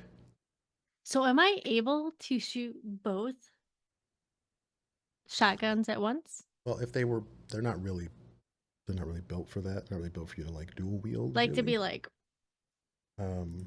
okay. Oh shit! What did I happen? What did I just do? No. Okay. Oof. No. Sorry about that. No opening the Zoom chat. Small me. explosions, regular Um, explosions. I would kindly ask my players to send messages in Discord because I can't look at those. Sounds good. Sounds good. All right. What was the question now? Can you fire both shotguns? I would say they'd have to be much smaller. Okay. Unless you really, I'll give you like a -4 penalty to fire 2 shotguns. How's that sound? A -4 on my dice? Yeah. Oh my gosh. That's only because you're ambidextrous. So that only let me roll 4 dice. So would it be 4 dice total? So I could do -2 on each roll? No, I would say to each roll. All You right, trying to let's- bargain with me? I am. There's no rules for dual wielding shotguns in the book. Listen, It's Remember, Morgan. How is this new? How is this I new to you know. at all? I've not- come to You're trying bargain. to bargain with me something that's impossible to do? Well, it's not. Yes. It's not impossible. I'm saying -4 dice is what I would say. Okay. All right. I'm not doing that. Okay. You can fire 1 with no penalties. Well, with your Shit. -2 because you're not skilled with shotguns. Right. All right. So I'm gonna do Kind of one. cowboy does not use a shotgun. I specialized in pistols and Where are your assault pistols? rifles. That's true. You took assault rifles. I That was on you. All right. I couldn't bring them with because I'm wearing like business attire. I You know, understand. You don't have to justify it to me. Say I don't know where Saint stored that mini grenade. Hey, listen, it's called the trench coat. Yeah. Get with the times. All right, I'm rolling. First shot. Okay. Got So- 4 successes. Okay. So you realize you can't really see where you're shooting, right? No. Like you put your shotgun in the hole and you fire. From the other side, you hear, "Ow!" and you hear, "Get down! Good." what the hell? The one that gets hit, you hear his teeth rattle. You hear him kind of as he hits the ground, and continues to kind of shudder against the door. Now there's like a weird vibrating. Your second shot? Do I still hear people yelling out there? Well, yes, there's lots of people yelling out Okay. there. Yeah. Well, I'll try to aim up. Like if I'm sticking the shotgun through the door, I'm gonna try to like aim up a little bit. Okay. I mean, you're fine. Like the spread is what's hitting people right now. Okay. You're not actually aiming. The spread is got Yes. it. You're not actually aiming. You are So I got literally 2? firing blind. Okay. They see this one coming. So doesn't mean a whole lot of good. Get down. Nope. What's the damage code of the weapon? It is. I think I gave it to you already, right? Pretty sure I said it earlier. You did, and I didn't note it. I'm sorry. Almost there. 9p. Oh, big G, it's a 9p. Ah! Somebody else hits a far wall. You hear somebody bounce off the far wall. That's it for your turn. Cowboy, that was on 8. Rusty. Oh dear. How's your head feeling? It sucks. It hurts a lot. Actually, I believe at how many boxes stun do you have? 3. 3. So you're now you should be taking wound penalties. So you'll be at -1 to your initiative and -1 to your dice. So you technically go on 7 now, Okay, which does gotcha. change things a bit. You can still take your action, but there are actions that are also the mob goes on 7 as well. Oh dear. Okay. But I guess I wanna check out what Saint and Hello Mercury because that last hit kind of hurt a lot. So is there any way that I can jump into some that like elevator surveillance or You get back to the elevator surveillance camera, and the smoke clears for a moment. And what you see is a helicopter that is erupting in flame and pitching away from the building. You see kind of an orc tumble through the open space on the patio as Saint is shooting at him. And you see that fellow that was already here, that was throwing the balls of fire, seems to be still focusing on whatever's going on in his abdomen. There's nothing in there. You don't see Hello sorry, go Mercury. on. You don't see Hello Mercury. Okay. I was about to say there's nothing else in that room that I can necessarily patch into. No. Okay. No worries. I'd say I'd take a look around the room and see if I could look at books, but it's You're kind of stuck in the elevator shaft. Yeah, I'm very much stuck in the elevator shaft. I can't zoom in and enhance. Oh, what future is this? No. I think Rusty will. Oh gosh, I guess I could probably go back to maybe the second Hundred Road and make my way towards the security door Okay. and crowd control with it. All right. You get a hop on the other drone that's still down there. It is somewhat away from the smoking heap that was its partner. And you begin kind of beelining toward the door. It's pretty fast. Okay. You zip into the lobby. You zip around people who are getting out of your way. Some of them, oh God, what the hell? As it enters the lobby and starts moving down the hall. I will leave you there. On 7, you hear some. Actually, give me a perception roll, Cowboy, as you are click click booming your way through the populace of this building.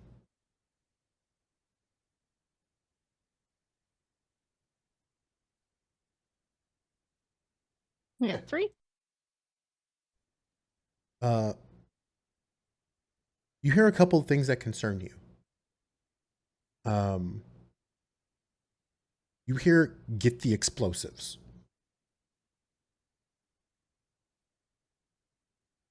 As someone starts running away from the hall. You hear someone else say, you get down.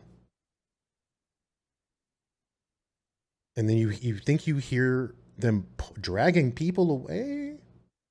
The door stops vibrating. And you hear bodies sliding. So that happens on 7.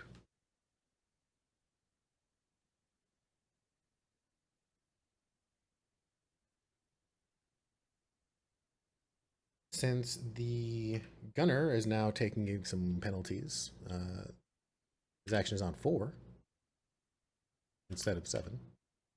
So is Hollow Mercury's. Hollow Mercury. So you're at this door. Cool door. Mm-hmm. The eyes of the paintings continue to watch handles. Do they feel like they can be communicated with? You don't really know. Do you have any knowledge of the arcane? Perhaps some No, barely. arcana. She's like kind of accidentally dipping her toes into this stuff in some sort of an accidental post almost death astral connection. Well, she got 2 hands. Let's try opening the door. Okay. You grab the handles. I need you to Handle. a 2 handle. hands. She's You only grab, using 1. right. So you grab one handle with 2 hands? It doesn't One really handle matter. with 1 hand and One keep the other handle. hand very far away from the door. Okay. You grab the handle. So I need you to do 2 things for me. First, I need you to roll body. Oh, I don't got that. Do. Just pure vanilla body. Nothing added to it. Just body. Just pure vanilla body. Could I don't know why roll it's with vanilla edge. flavor to this You could add particular edge to body. this I got roll if you so nothing. chose. Might be using edge anyways here just to see if I can get some successes on that. So Reroll all my failed dice, and I got holy shit! So you grab the Did handle. you see that? I did. What a recovery. 3 6s, 6 6 6. Let's go. That's. I mean, I don't even care what you rolled. I'm not looking. You might have like 12 successes. In my heart of hearts, I have 1. I'm not rolling. I have 1. You can do nothing to hurt me emotionally at this point. It's physically though. It's a static number you're dealing with. Oh. So you grab the door, and there's a moment where you feel the handle kind of repel you, and so you grab it harder. And then there's a pop as force travels through your body, and you feel yourself get shoved away from the door violently. You take 3 boxes of physical damage as you are slammed away from the door by like an unseen force that sends you sprawling down the hallway. And the paintings continue to watch you as you slide away from the door a good 6 meters. Well, that sucks. You felt that force so much, you felt like you might have fractures in your arm. Well, that's why I only use 1 arm. Yeah. Are you doing anything else in your action? I think she's going to default to assuming she can talk to these things and apologize. Sorry, I didn't mean to upset you. Shake her mangled arm. And that's probably about it. They look on. Yeah, other than, I guess, observing. They look on regarding you with really no emotion. They just continue to watch you and what's happening. Absolutely no idea how to defuse this. Clearly, I need a grenade. 4. The gunner on 4 will get to his feet.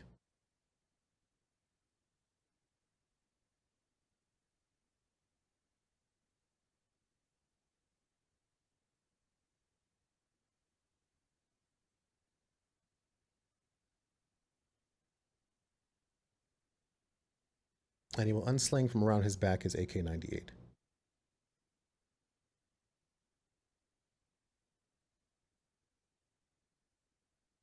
That's pretty much it.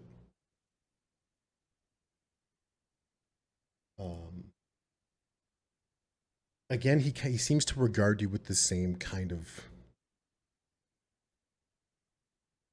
murderous intent. You felt when he saw you, he wanted to kill you. Now you know he wants to kill you.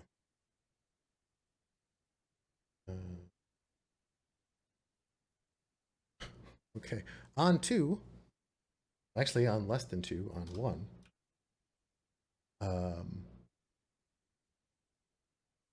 You all hear a whine from outside as the helicopter kind of drops out of view, and you hear a,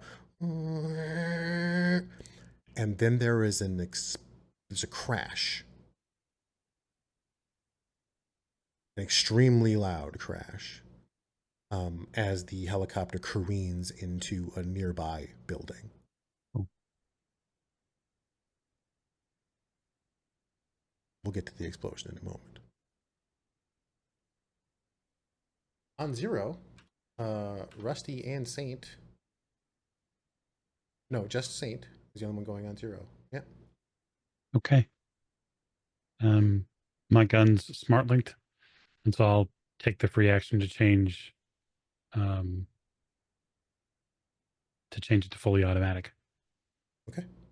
And I'm gonna dump a complex action into him. I'm going to dump a complex action into him. Yes. Let's go with. So. I'm assuming you're firing all the same target, right? Yep. Are you doing the full 10 bullets? I am doing 10 bullets. Okay.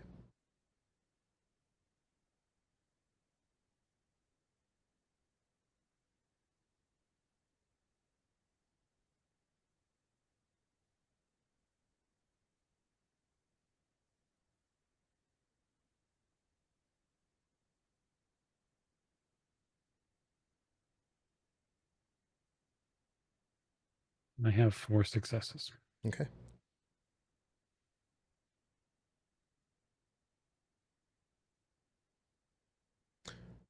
You begin spraying, and he begins moving.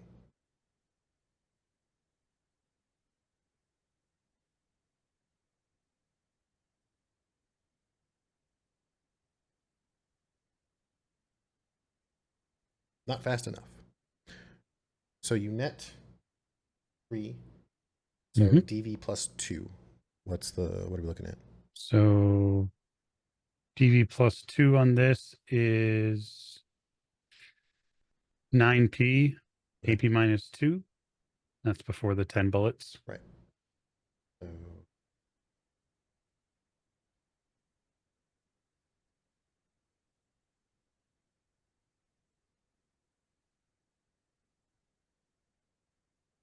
18? With 1 success, yeah, it should be 18. 18. All right. 18p AP minus 2.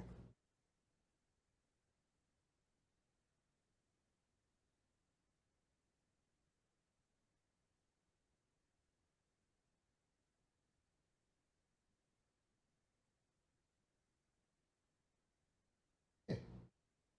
Takes 15 boxes of damage on top of what he's already taken. So you begin strafing one another. The blast seems to have done a lot more than he seems to have estimated. You watch him stumble after kind of getting in front of your line of fire, like getting past your sweep, and then you catch him.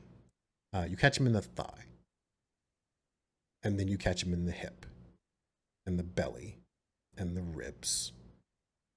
He twists, try to get away from the line of fire, and you compensate and pivot. And the leg that pitches away from you that already had a round in it takes another one. He takes a round in the back. He takes a round in his gluteus maximus and further down his other leg. As he continues to spin into and try to get away from the fire, he turns toward you again. You catch him in the belly. You stitch him from belly to chest as the last round hits him in the neck. And you watch him splay out over the patio. The gun flies from his hands as you watch him kind of tumble and fall toward the edge of the patio, where a bloom begins from the far side building as there's an erupting fireball from the helicopter crash.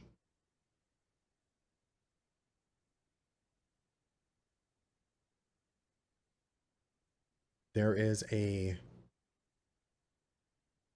moment where the only thing you're hearing is the groan of the building and the sound of spent shells hitting the floor.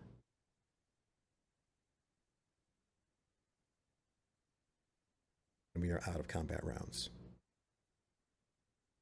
upstairs.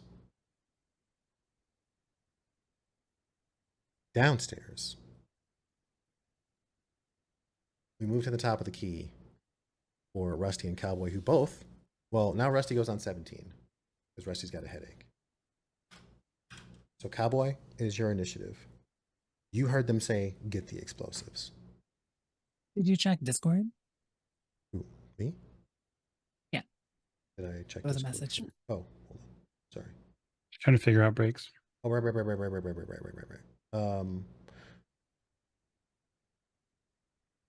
Oh, did we miss one already? We missed one already, didn't we? Yeah, we did. I mean, we can take one whenever you want. Sure. I Right. just want to wrap up if we can just wrap up the Yeah. last piece down here. Your stage, my friend. So what I will ask Cowboy is, they say get the explosives, and you hear them begin to move away from the door.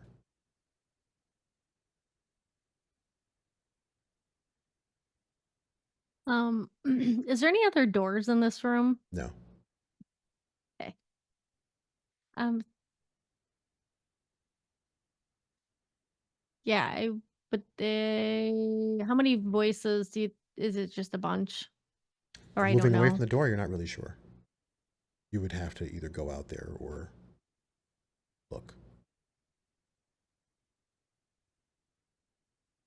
Yeah, I'll go out there. You open up the door and you see two people running away from the door. Their backs are to you. Can I shoot at them? You can. All right. It's shotgun. It's a semi-automatic shotgun.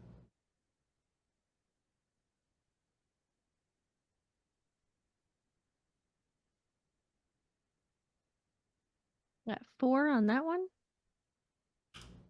So you come out like a killing machine and just start Or 2. laying Sorry. down fire. Hold on. Not You roll for 4. the first one. Okay, you hit the first one. Second shot.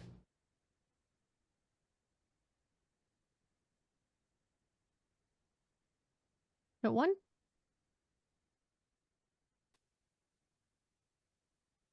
Okay. The second shot goes wide. The first one hits the person that's closest to you. He slams into the fellow in front of him. He says, "What the hell? Oh my God!" And he begins running.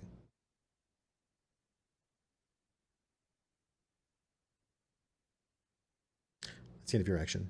Rusty, you get a nice wide angle view of this down the hallway camera. And you watch Cowboy kind of just casually stride out of the room, whip a shotgun up to her hip, and just blow somebody's back out from a good, 3 meters away. Yeah, that sounds about right. I take it the lobby hallway's like pretty empty around the security door now. Yep. Okay, coolio. First, I want to check out the elevator that's near Hollow and Sate. Is it available for them to use if they need to use it? You could send it there. Yes, I would like to do that. Okay. You turn the elevator back on. It begins moving. Okay. And it's like open for use, right? Like it's not like locked or anything like that. Like they could use it if they need to get You away. can disengage the lock, yeah. Okay, that's exactly what I want to do. You can I also wanna- turn off the fire alarm. Yeah, I guess I could do that. The two were kind of interconnected. All right. Okay, perfect. So we will go ahead and take our break as Cowboy clears the hallway and our 2 Shadowrunners on the 68th floor figure out what their next move is going to be. We'll see you in just a moment. We clear for a commercial? All right. We'll see y'all in a bit. Yeah.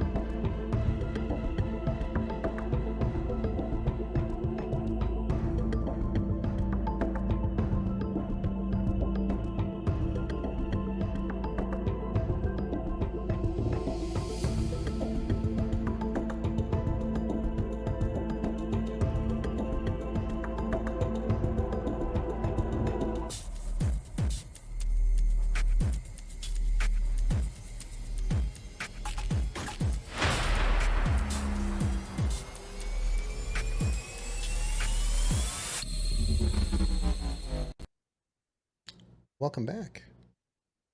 Am I live? Yeah, we have sound.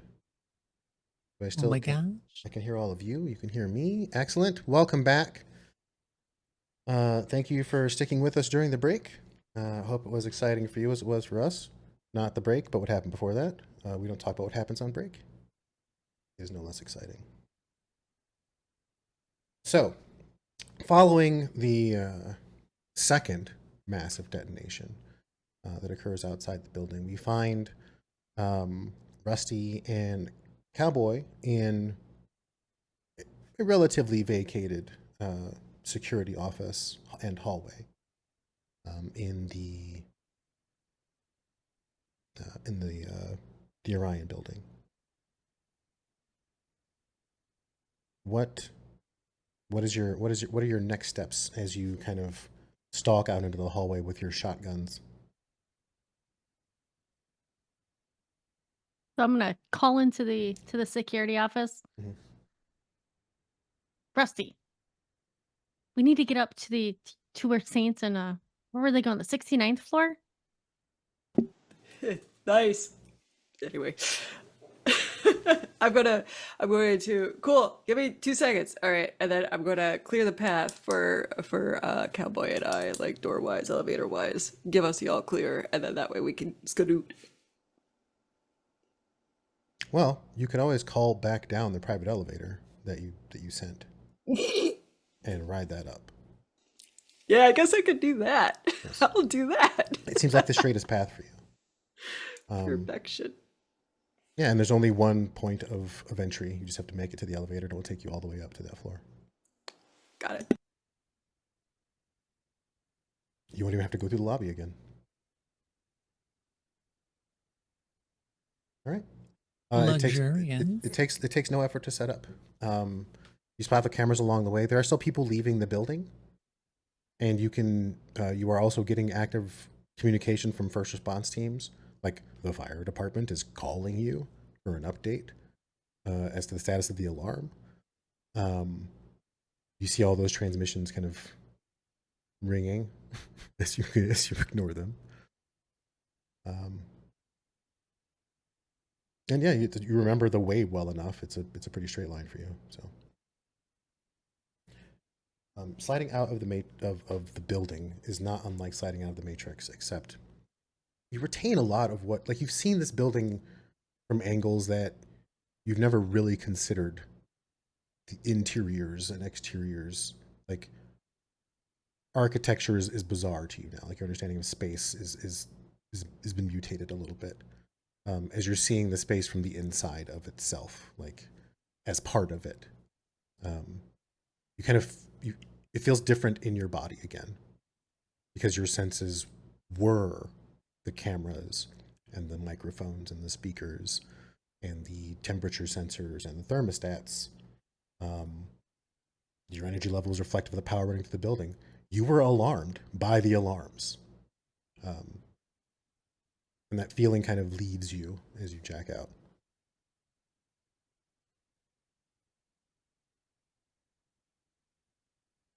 Into the elevator. It meets you there. It hadn't gotten very far. Are you requiring any level of security upon entry, or is it just going to be open? Just be open. Okay. Yeah, it greets you. Boom. I felt this elevator before. It's true. That's nice. I step in.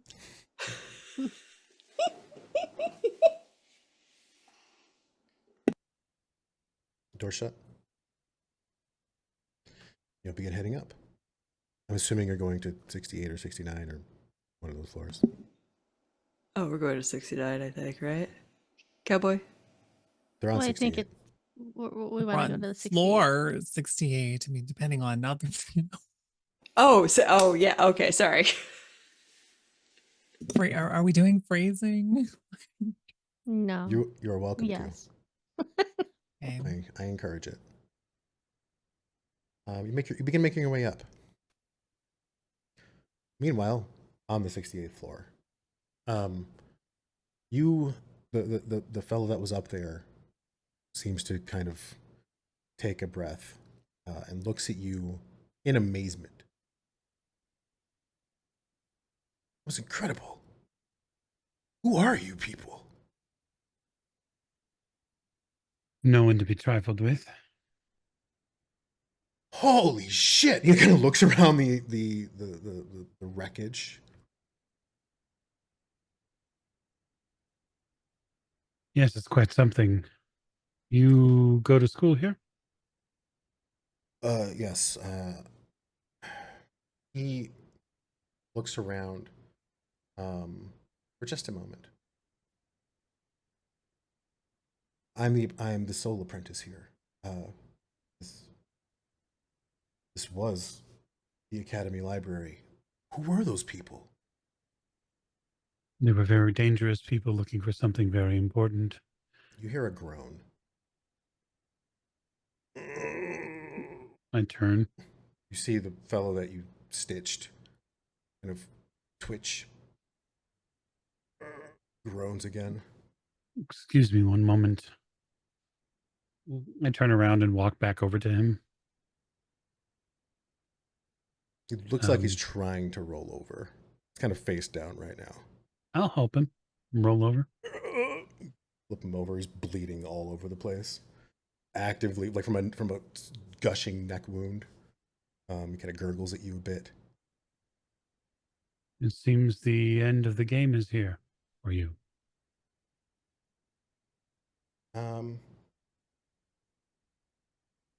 Looking at this fellow is difficult, because it tells a story, like what puts him together, and the types of modifications that have been done to him over time. Tell a very stark story of pain and like death. Probably by him, at him, around him, for him.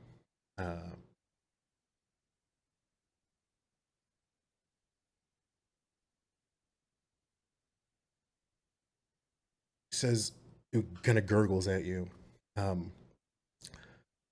this is my comeuppance, and I deserve. Kind of gurgles a bit more and spits.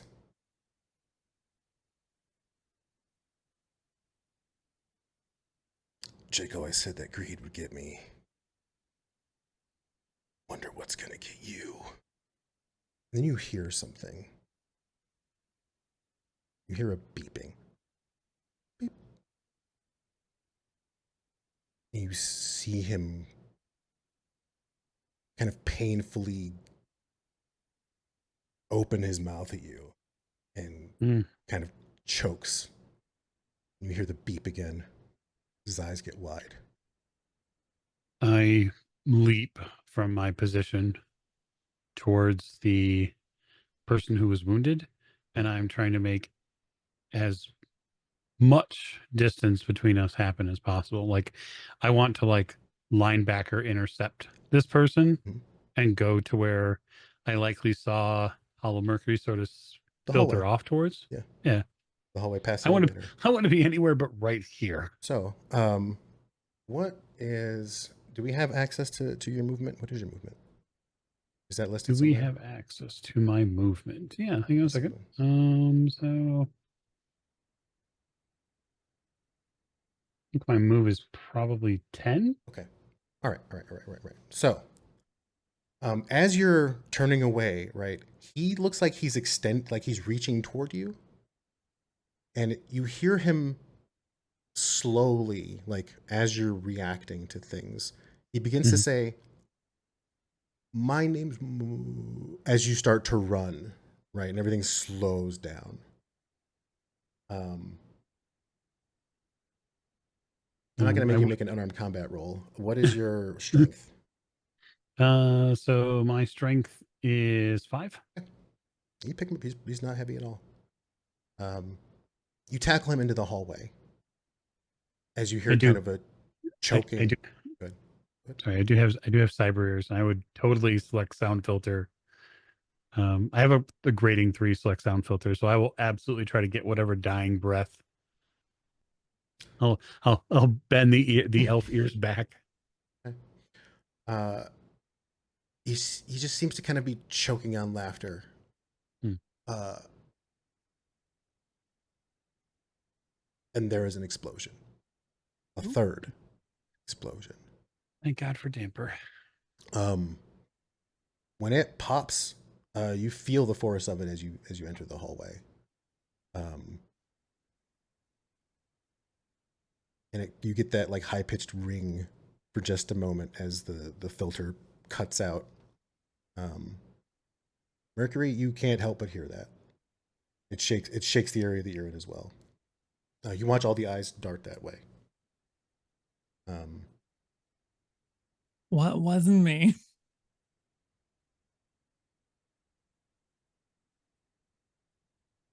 Hector, he says as you kind of barrel into him. Hector! Come with me, Hector. Oh, Jesus, what the hell? You run into the hallway. You see Hala Mercury on the ground, holding an arm. Looks injured. When the doors fly open, and you see a woman standing there, wearing kind of a wide hood that cloaks much of her silhouette, and layers of caping. And before like you can really react, you watch as her eyes glow a terrifying red, and she says, "Who dares?" As like you watch the dragon paintings disappear. Like the things that were there that were watching you were gone. And when she bellows, it rolls down the hallway. And everything gets very quiet for a moment. The guy you're kind of helping drops to a knee, like immediately. Headmistress, it's so good to see you. These people saved my life. She stands up straight, kind of chinning all of you, really like sizing you up, you feel.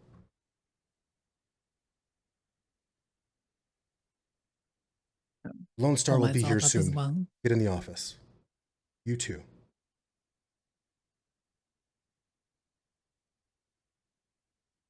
I'm not going Nice to to meet argue. you. Yeah. Hector looks to you, Mercury, and offers you an arm up. Are you all right? No. You know what? She's going to take it. She doesn't need it, but she'll take it.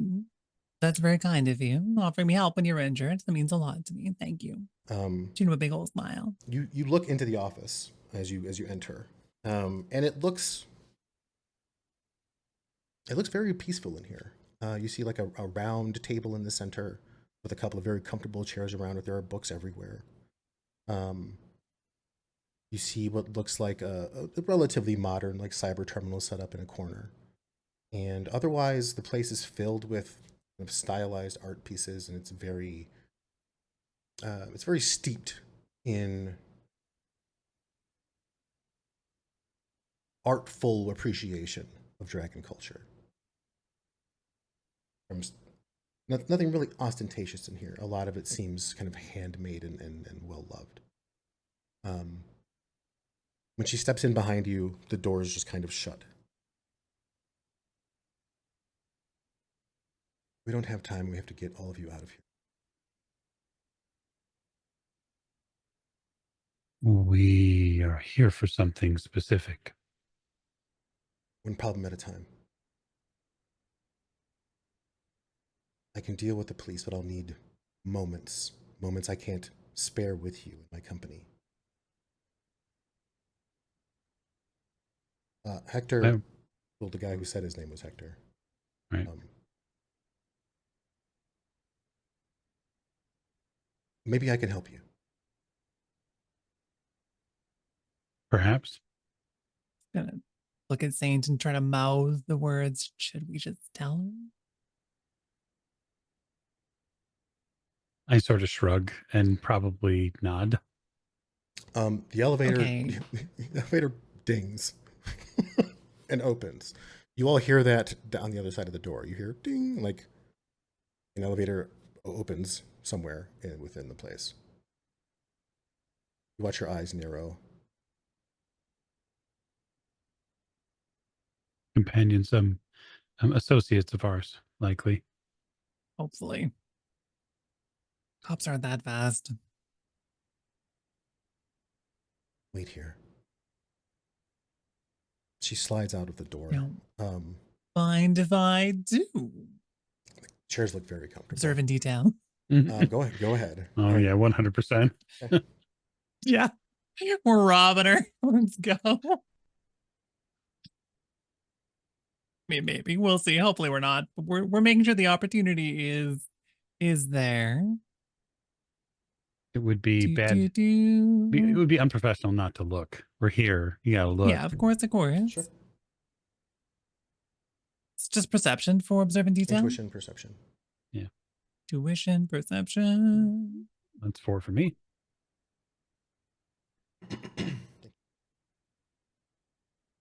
I got all of 1. You all begin snooping. I'll get back to you in just a moment. Meanwhile, at the elevator, you all appear amidst the wreckage. That crater was not there when you got in the elevator. Where the window was, there is now kind of a sphere of destruction, where you can see like the interior, the underbelly of the walls and the floors. I'm gonna pull a Hector and just go, holy shit!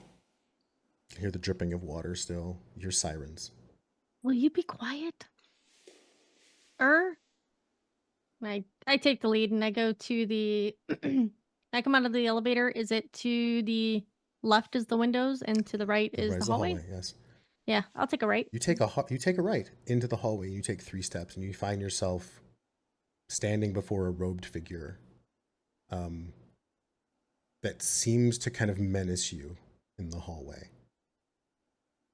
It holds out a hand. It doesn't say anything. It makes a gesture, and you bump into a physical nothing. You get stopped by the air. It just kind of, you just bump into a solid, invisible something. Do I fall backwards? A little bit. It's kind of like hitting it's like trying to run through a screen door. It's like, you hit the glass patio. You feel it. Boom.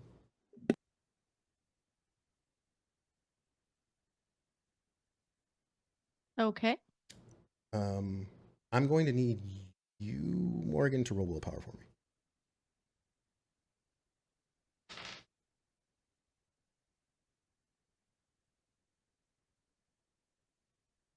Love it. 0. Okay. So, Rusty, but you see these kind of glowing eyes from under the hood zero in on Cowboy. Their eyes meet for a moment, and you watch it for like the briefest of fleeting moments of time. Cowboy's eyes glaze over entirely.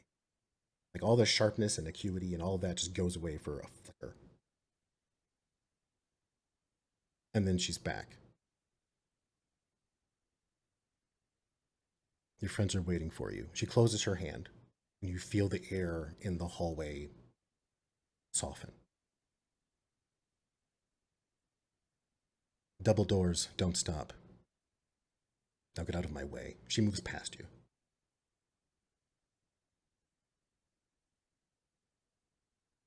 Yes, ma'am. Thank you. And I go down to where the double doors are. Rusty, come on. They are there, cracked a bit. You see some amazing dragon paintings and some doors that look like they're made out of tree.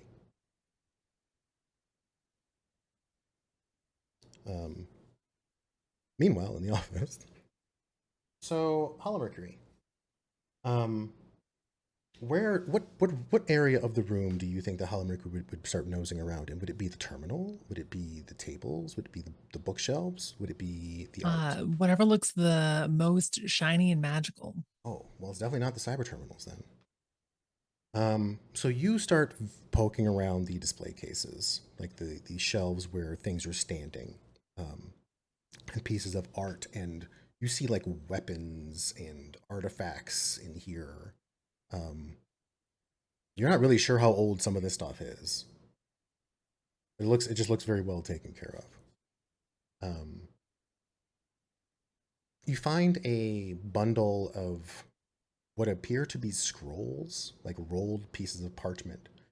There's 3 of them in a bundle that are kind of resting on one of the shelves. Now, in this room, there are no labels on anything. There's no tags telling you what something is. There are simply objects strewn about, placed very deliberately in their locations. And you find yourself kind of drifting down this shelf, and these scrolls, you're not really sure what it is about them that captures your interest. You remember there being some talk about writing being required. There's lots of things written on this. You don't know what kind of language is going to be written in. There are very interesting symbols all over this, and it's very elaborately carved spindle that it's on. Yeah, that's something that you find outside of. Didn't tell us not to read spooky ancient mystery scrolls specifically. Where do you think the saint would poke around? I think he's probably someone who would like to observe in detail, like her desk. Okay. Because my thought is that there's going to be a lot of fairly important items within reach, or at least within arm's length.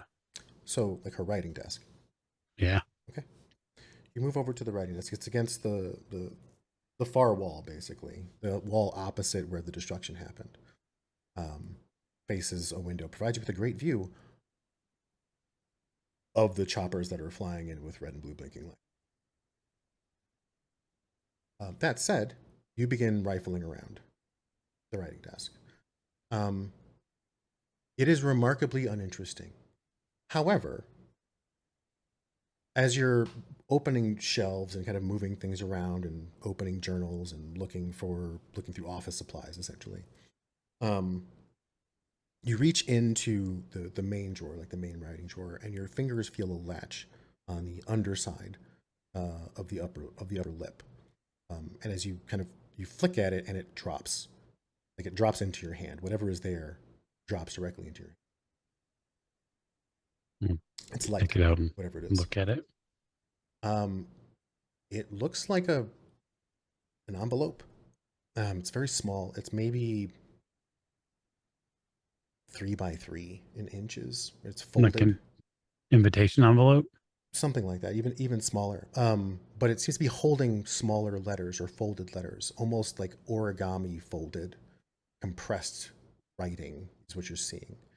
But the outermost wrapping of it is not like pinned or tied, it's folded. And when you grab it, it kind of blooms a bit. Like when you put pressure on it, it kind of blooms, and like you can see the stack of small, like tiny folded letters inside this thing. You see handwriting, like yeah. What kind of handwriting? A person's handwriting. These look like normal letters, like English letters, but compacted in some sort of way to all fit inside a very tiny space. Yeah, that's written on very thin paper as well. You find, like, as you're kind of massaging this thing, you're watching the seams come apart, and you're watching the pieces kind of separate, where you see these individual, almost tissue paper thin pieces of material, paper, fiber, with writing on it. It's legible. It just legible. seems to loop around. Like there's no real word that you're finding. Like it loops on itself a few times. You'd have to open the thing up to I don't remove think it. I want to do that necessarily, And but I would like to find. it's slowly getting larger in your hand as you kind of mess See, with it. Yeah. and that's what I was worried about. I would like to I would keep that from happening, Okay. and find a place for it. I would, as one of our cast members might say, secrete it on my person. So, uh, do you have any special skills that would help you with origami? Just out of curiosity, any special interests? Oh yeah, you Paper know what? folding. When I built this Shadowrunner, Paper the first thing folding. I thought was fucking origami. That's what I'm going Everybody for. needs hobbies, okay? I'm just saying. Um, so go ahead and just make me a logic roll. Okay. My logic is okay, but if it's straight logic, that's at least I got Think of edge. like puzzles or or In anything case. like that, or any sort of not trivia. Puzzle solving would help in something like this. No. Yeah, these are pretty niche interests, though. Okay. One success. You kind of push it into position and put it back into the bundle that it was there in, but it doesn't really close all the way. But you do find a rubber band in the desk. Hot damn. And that seems to get the job done and prevent it from blooming further. I'm gonna die. She's gonna come in and be like, "Why is that in your pocket? Now you're dead." All right, that's what you find. As you two approach, the doors open and there's a fellow standing there. You recognize him from the cameras as the person who was fighting against the helicopter, and suing gunmen and whatnot. And you see your two fellows poking around this person's office. Just openly rummaging. Hector just stands there. Really, he watches you. He kind of just watches you poke around.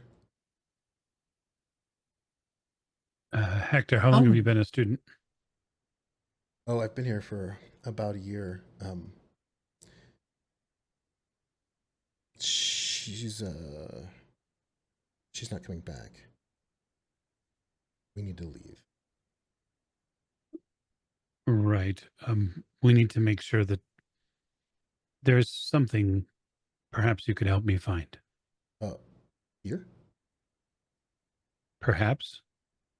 He looks at you kind of like wide inside. Look, I owe you my life. So, look. I didn't appear on the 68th floor of this building with a fully automatic weapon for no reason. I believe you. I owe you a debt. So what I want to say to you and be very, very clear about is I'm obligated to give you what it is you ask for. Whatever you wish. But I want you to understand the ramifications of that for you. Well, I glance out the window at the, Lone Star oncoming helicopters.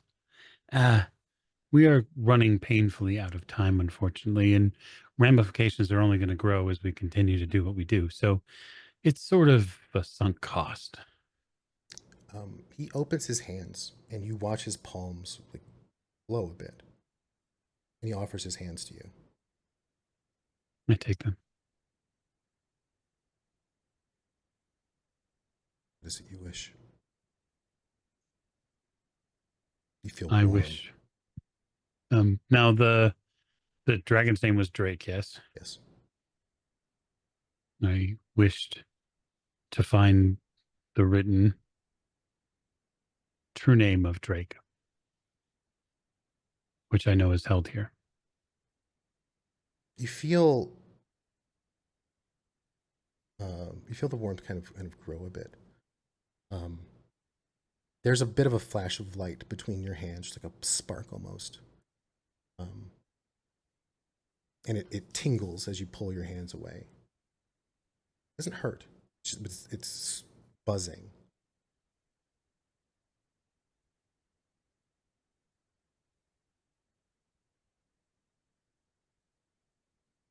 You have no idea what you're asking me to do.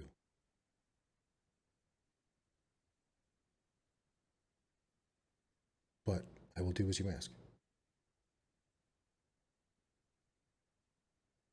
He walks out of the room. shuts the door behind him. And there's silence. I guess maybe it's not in here. A minute passes. We're going to need to get out of the building as quickly as possible. Rappel down the elevator shaft? That's my thought. Maybe the elevator works, but You all hear a scream. hmm. You hear a woman's scream. Oh. And there's more silence.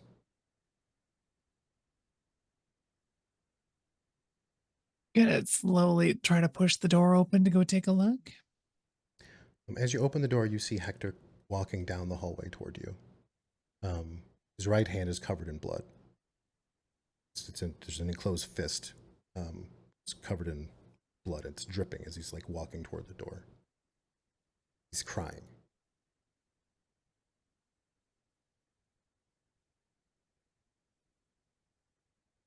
Oh. He holds out his hand. In it, you see a ring. It looks Sorry, like in it we see. a ring. Did my mic cut out? Hello? No, I heard you. Okay. Yeah, you see a ring. Yeah. And not just any ring. Like it's fancy. Not in like an ornamental kind of way. It looks like an engagement ring. Hmm. Yeah, that tracks.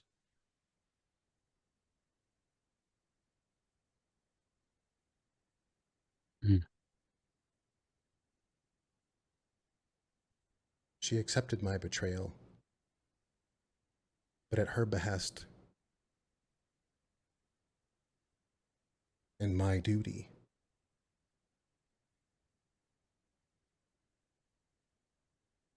I have to come with you, wherever you go, about this.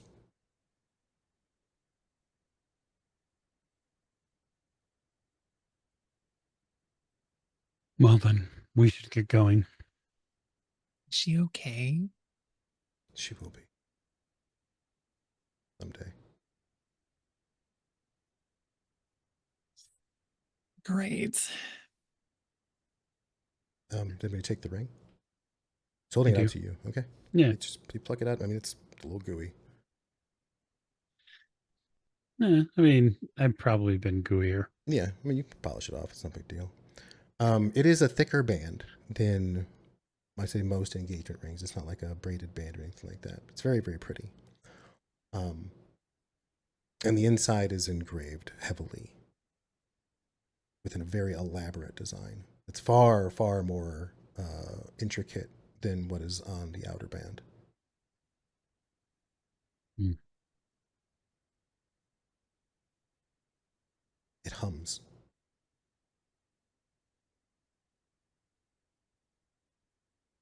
Well,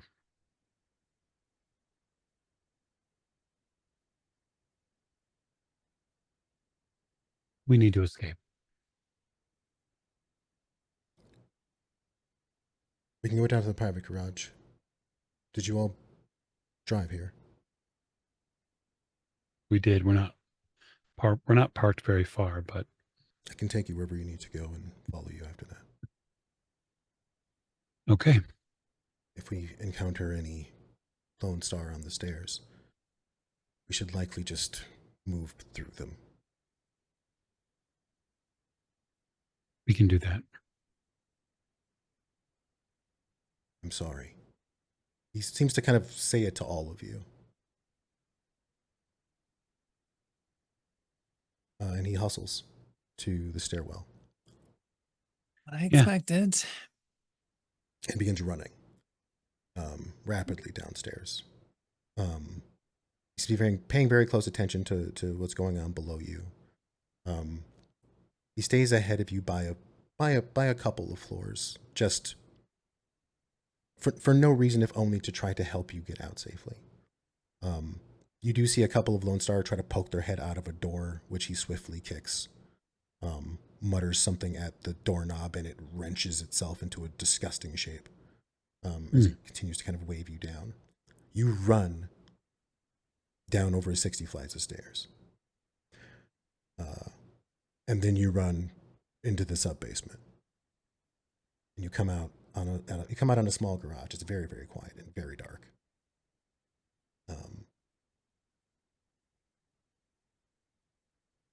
He gestures with his head and pulls out a set of keys. You hear a whoop from a car down a couple of aisles as he runs to a relatively, modest sedan. It's like an off-brand bit of a sportier Americar. Okay. It's in the driver's seat. Pile in, everyone. He drives you. He says, "Where's your car?" The garage nearby. We prepaid parking. When he whips out of the parking garage, you can see all the cops. They're not managing this exit. When he comes out, he basically goes immediately onto the side street. And you see a bunch of cops that are parked, see this happen, and begin pointing. But at that point, he's around the corner. So he begins kind of just moving toward the other garage. He doesn't say anything. He seems very, I guess, introspective right now. Are you all doing anything on the ride there? I mean, Really? not really. No, I'm probably, if there's a thing that Zane's probably doing, it's reloading. Okay. The tension breaks for a moment as when he pulls up to where you say the car is. He actually parks behind it, parks pulls into the spot, and kind of casually parks, leans back in his chair. Well, here we are. I nod at Rusty. Let's split and then head to the bunker.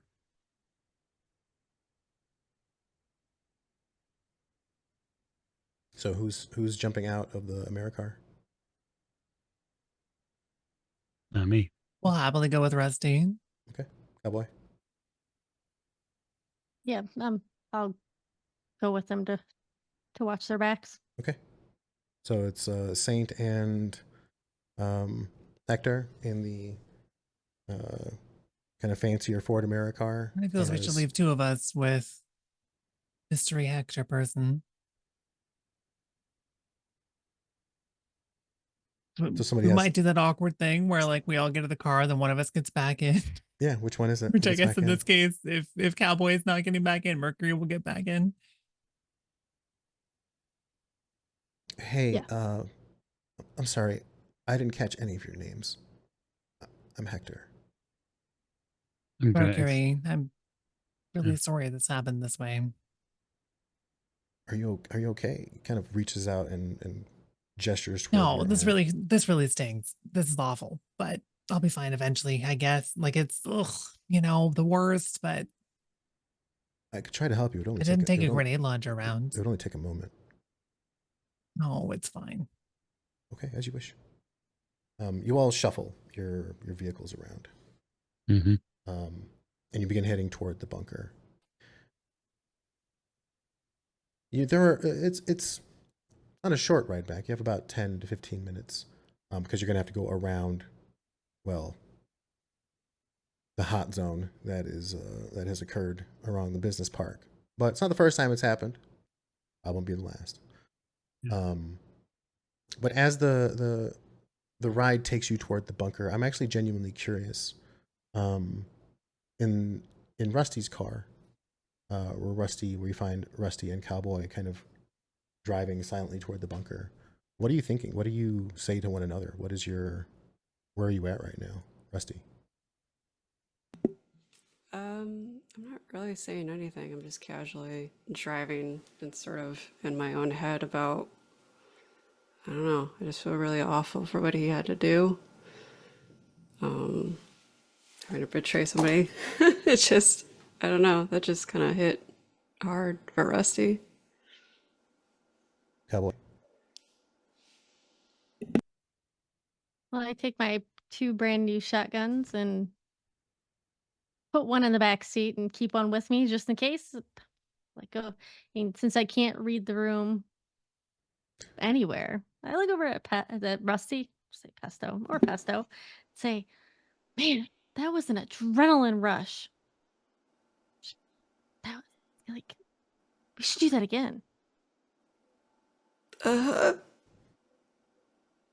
One thing you do find about the Euro car that you're driving, it has a really big dash.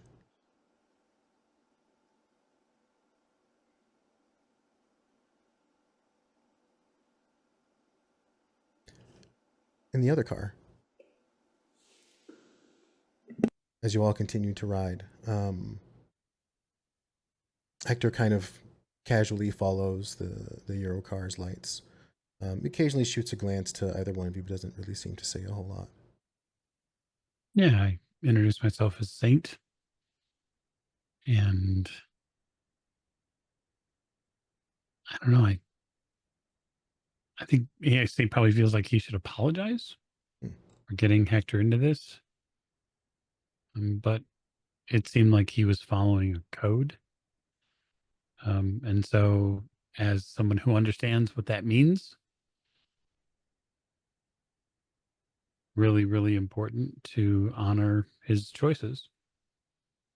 I'm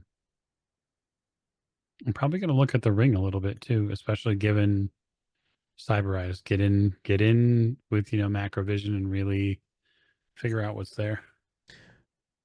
Yeah, it looks as you get closer, and you look at the kind of the way that the engraving is done. It looks less like an engraving and more like a stamp. Like you could make an impression of it.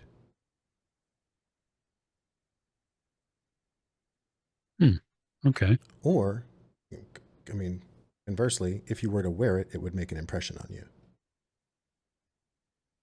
Yeah, I don't know that I'm brave enough right now to slip that thing on. But that's your takeaway from the way that it's kind of built. It's meant to be worn for whatever this is. This is meant to abrase the skin. That's why it's so thick. That's why it's so heavy. Did she lose a finger? No, but it didn't come off easily.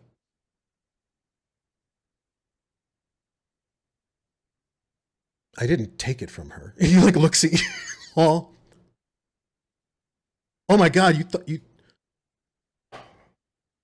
No, Well, I thought you cut her arm off or hand or something. He starts laughing.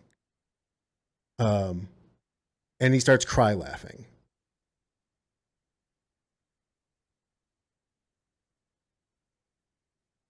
And that is where I'm going to leave you all this evening. Riding to the bunker with a new associate. Frenemy. Driving. Having what feels like might be the first jovial moment of a few days. Thank you all for coming and playing. I know I had fun throwing helicopters and guns, but all good combats must come to an end. So, thank you again for joining us for this episode of drake.Revenge, and we look forward to seeing you next time. We'll circle one more time to go over our awesome cast. I cannot be happier than to play with these people on this day, and I'm glad you get to watch. So let's hear from Mike. Yeah. Mike had a chance to play Saint again tonight. It was tons of fun. Glad you all could watch. If you're watching video on demand, thank you so much. We appreciate it.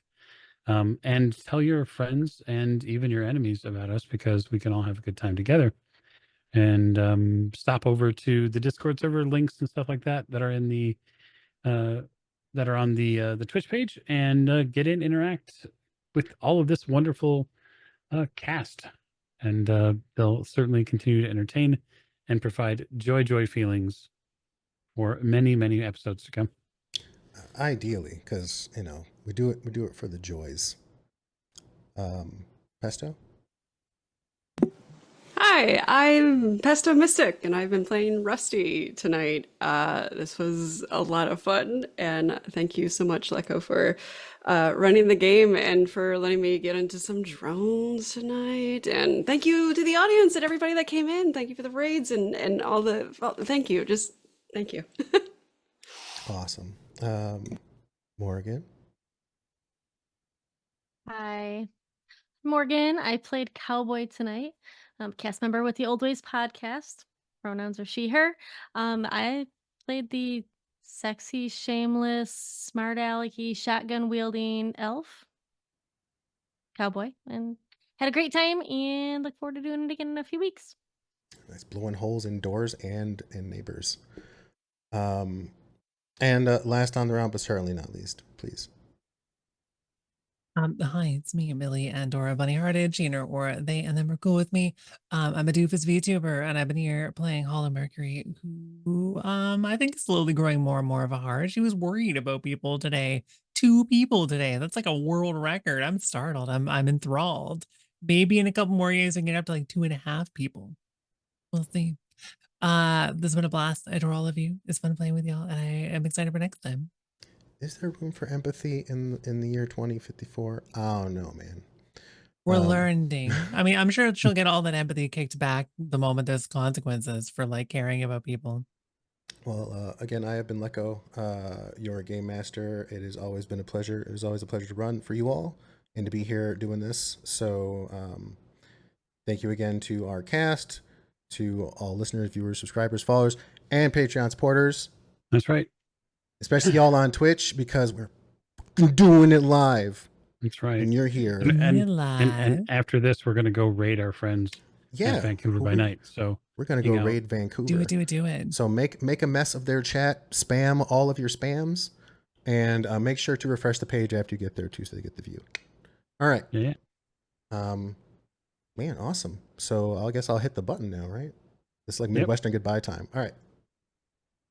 Midwestern goodbye time. And goodbye.